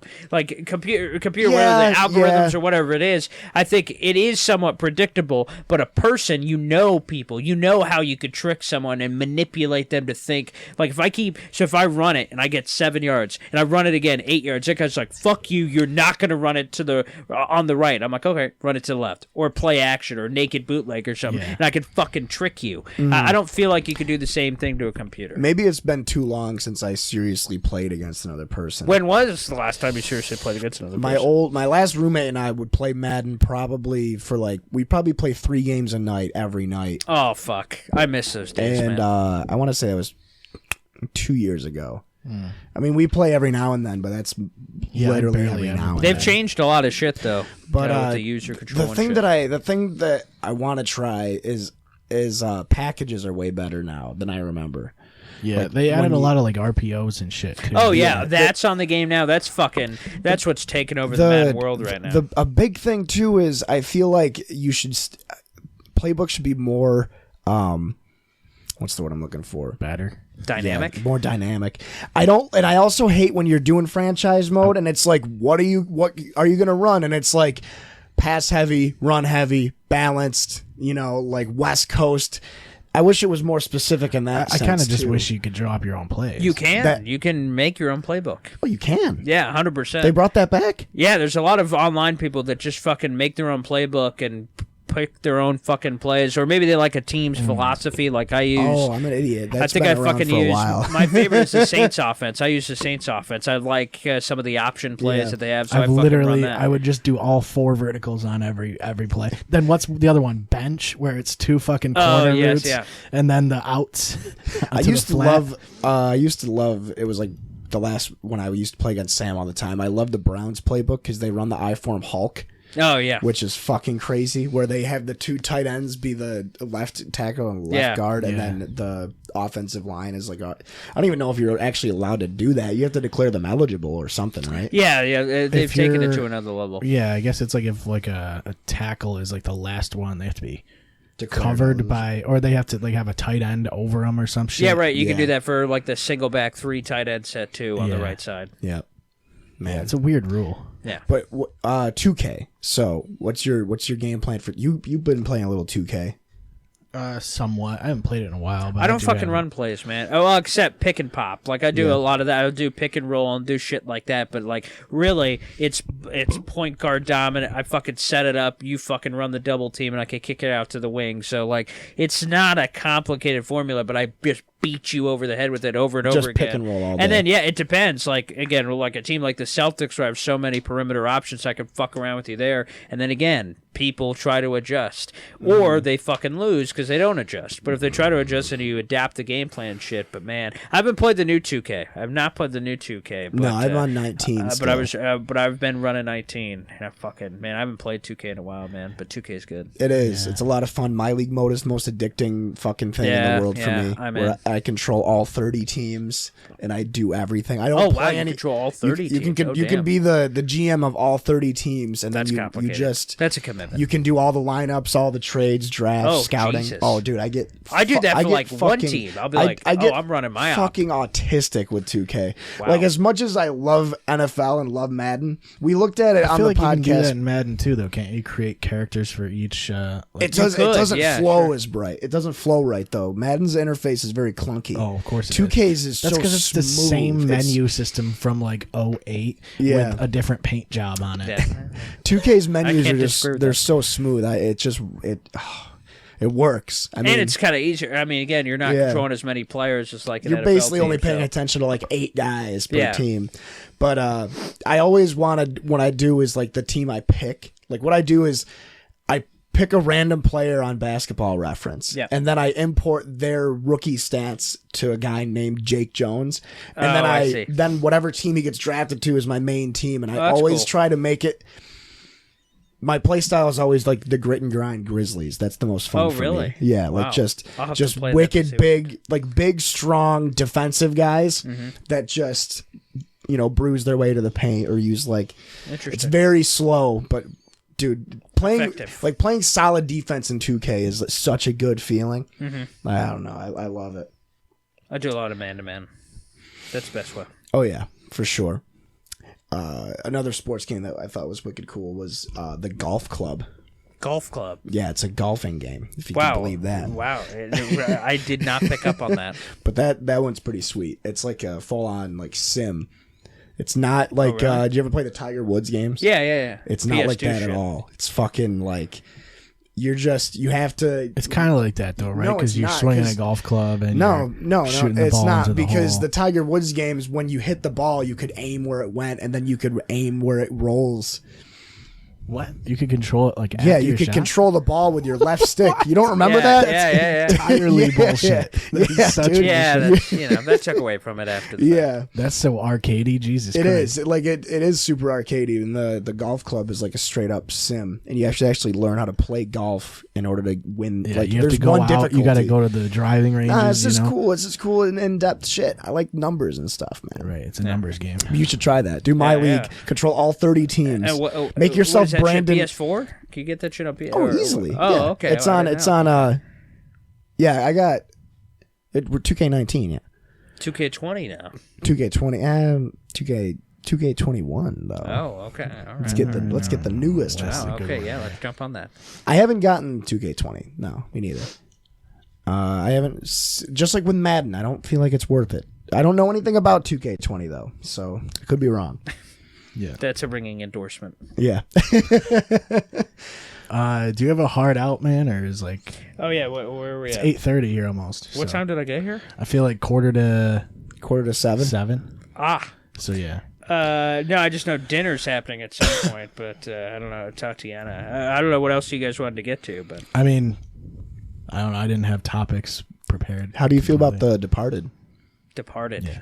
I don't even know what that is. The movie? It's a movie, right? Like You've never seen The Departed? It's like a movie. Oh, it's got like Mark Wahlberg. It's got Mark Wahlberg, Leo DiCaprio. Am I fucking just like I've seen it and I'm just fucking Jack Nicholson. Like my brain's it's got Mark Wahlberg in it. Yeah, Matt Damon. All those people I know, but man, my brain's not fucking connected. Right? What's a fucking plot?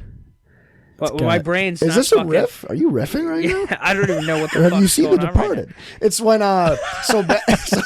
so Matt Damon is a mobster's son that he puts into the police academy to be an undercover it's got mobster. Mark Wahlberg in it. Wow, and then Leo DiCaprio is a cop whose family used to be in the mob, and when he graduates from the academy, they have him be an undercover cop in the mob. That's a crazy fucking cast, man. Matt Damon and Leo Mark Wahlberg's in it, right? Mark Wahlberg is the sergeant, which is hilarious because wow, I gotta fucking see. You've never seen The Departed? When is this from? I for sure see it. It's like not that old, right? It's 06. Oh, okay. So I thought this was like fucking 90s. Okay. Yeah, No, dude, oh my goodness. I can't believe I've never seen It's on this. Netflix. The cast is fucking... Dude, it's one of the Out of this greatest. I'm going to watch it when I get home. Oh, you're not going to believe the twist at the end either. I'm not going to say it. There's a twist, I will though. not believe the twist at the end. So now I'm going to be thinking of that the entire There's a movie. twist. There's always Okay. a twist. Actually, Twisty you twist. won't think of the twist at You the won't end. think of That's it. right. You won't think of it. That's how crazy I it was is. kind of like, I'm expecting a twist, and then I was like, wait a minute, this Yeah. isn't the twist. This Oh, is I the. see. Is this the but twist? But it was great. Yeah. There's pretty a twist. awesome. Mark Mark Wahlberg's Wahlberg's in in it. it. Yeah. Oh, is he? Oh, okay. That's what I heard. But yeah. Yeah. You've really never seen The Departed. That's crazy. guess Have you not. seen The I don't Godfather? Yes. How do you feel about The Godfather? Well, I feel like the whole thing's ruined by 3, but Right. Yeah, that's very fair. so like it kind of like people were ranking trilogies recently on a radio show, and I'm like, well, I can't even include it. It was so bad that it ruins the rest. Yeah. Personally, but Yeah. you know, Do you like the first one more than the second one? I do like the first Same. one more than the second. Not a one. lot of I've heard- people I've say heard that. There's like some weird clique that's all about the second one's Yeah. better than the first one, but I don't. Most fucking of my get that. coworkers are like that. I don't get what. No. Are you trying to be different? Like I don't understand. Marlon why people do Brando that. makes the first one. Yes. And Robert De Niro is a good young Don Vito in the second one, but that part of the movie alone doesn't make up for No, that doesn't. how No, boring right. That the does- rest of you it know, is. Well, we're talking about a film here. We're not talking Yeah. about like scenes. So. Exactly. Yeah. Mark Wahlberg was good. Was he? Oh, okay. Dude, if they have like a baby Mark Wahlberg cast as like young Michael Corleone, Yeah. we'd be full circle by now. Yeah. But yeah, I like The Departed too. Yeah. And The Godfather 3. Yeah, those are the good ones. But yeah, so I guess that's about it. Okay. Yeah, All right. man. Do you have anything to plug? Like, Oh shows? yeah, fuck yeah, man. Yeah. Yeah, I'll plug. I keep it simple. It's @BoyGreen25 everywhere: Facebook, Twitter, Instagram. Woo! So it's fucking easy. Just fucking Yeah. BoyGreen25. That's the way to do it. All right. Thanks for having me on, guys. It's No fucking problem, cool, man. man. Anytime, man. Thanks for coming on. It was fun. It was good to see you. Reconnect All right, yeah, a little. Thanks. Yeah, man, it was fucking awesome. Hopefully, we could get this fucking Madden franchise fucking going. Some 2K yeah. Yeah, playing you should and get it shit. for Xbox. Fucking, what's Get- up with dude, you and no, Xbox, what- man? what- you know I what gotta you- tell you, here was a cardinal issue, just real quick, about why I never wanted to get on the Xbox. They're like, oh yeah, here's your Xbox controller. Oh yeah, you gotta get batteries. And I went, fuck you, I'm not buying batteries, man. Batteries. Yeah, see, that's where I drew the fucking line. Batteries? PlayStation, just plug it in, man. Boop. Fucking recharge. Yeah, I- plug I it in have- every 3 hours. Yeah, well, yeah. I have like this play and charge kit, so it works. Like you just keep the battery pack in the controller, and then it works the same way the PlayStation Oh really? Oh, does. that's interesting. Where you plug it in, it charges itself while you play, and then you can unplug it. Oh, that's know, cool. bat- Yeah, but when I first when I was though. first aware of like Xbox, I heard that you had to buy batteries. I'm like, fuck you. Yeah, That was it. That was my line. I was like, go fuck yourself. right. It's the only reason I buy batteries. So you're keeping the controllers. battery industry alive. Why don't you get Basically. Why don't you get those rechargeable ones? That's true. That's what people have said since. I get but those because They're not expensive. When I talked about this before, when my dad ran Toys for Tots, we weren't allowed to put batteries in with the gifts. And because there was something stupid, like you weren't even allowed to buy the kids like Nerf guns because they were guns. I guess batteries are also. Well, you don't want dangerous. kids I've to heard a like lot of eat people say batteries that. and And, shit. well, that's also true. Yeah, so we would just have to keep all the batteries. So I have a lot of batteries, but the ones I like are the Duracell Quantum, because Oh, the Quantum. no. yeah, Oh, if yeah, you hold the that's- battery, Name brand. if you hold the battery, it's got like a heat sensor. Oh where- yes, I've seen that. where Yeah, you yeah, pinch yeah, it and yeah. it tells you how much of the charge. Oh, that's is cool. left. Yeah, that's what you want. Do they still fucking do that? Yeah, Oh wow. yeah, those okay, are the ones I didn't know use. that. The Duracell Quattro Quantum. Why don't they all have that? It seems like a simple kind of addition, but Yeah. Yeah, I don't know. All right, that'll be it. We'll talk to you guys next week. Thanks for being here. Yeah, very solid, Paul. Thank you. All right, see you guys. ClearShotsPodcast.com is where you'll find links to everything we do. You can check us out on Twitter @ClearShotsPod. Follow us on Facebook and Instagram, and check us out on Periscope for live videos. If you have anything you want to ask us, send us an email at clearshotspodcast@gmail.com. Thank you for listening. We will see you next time.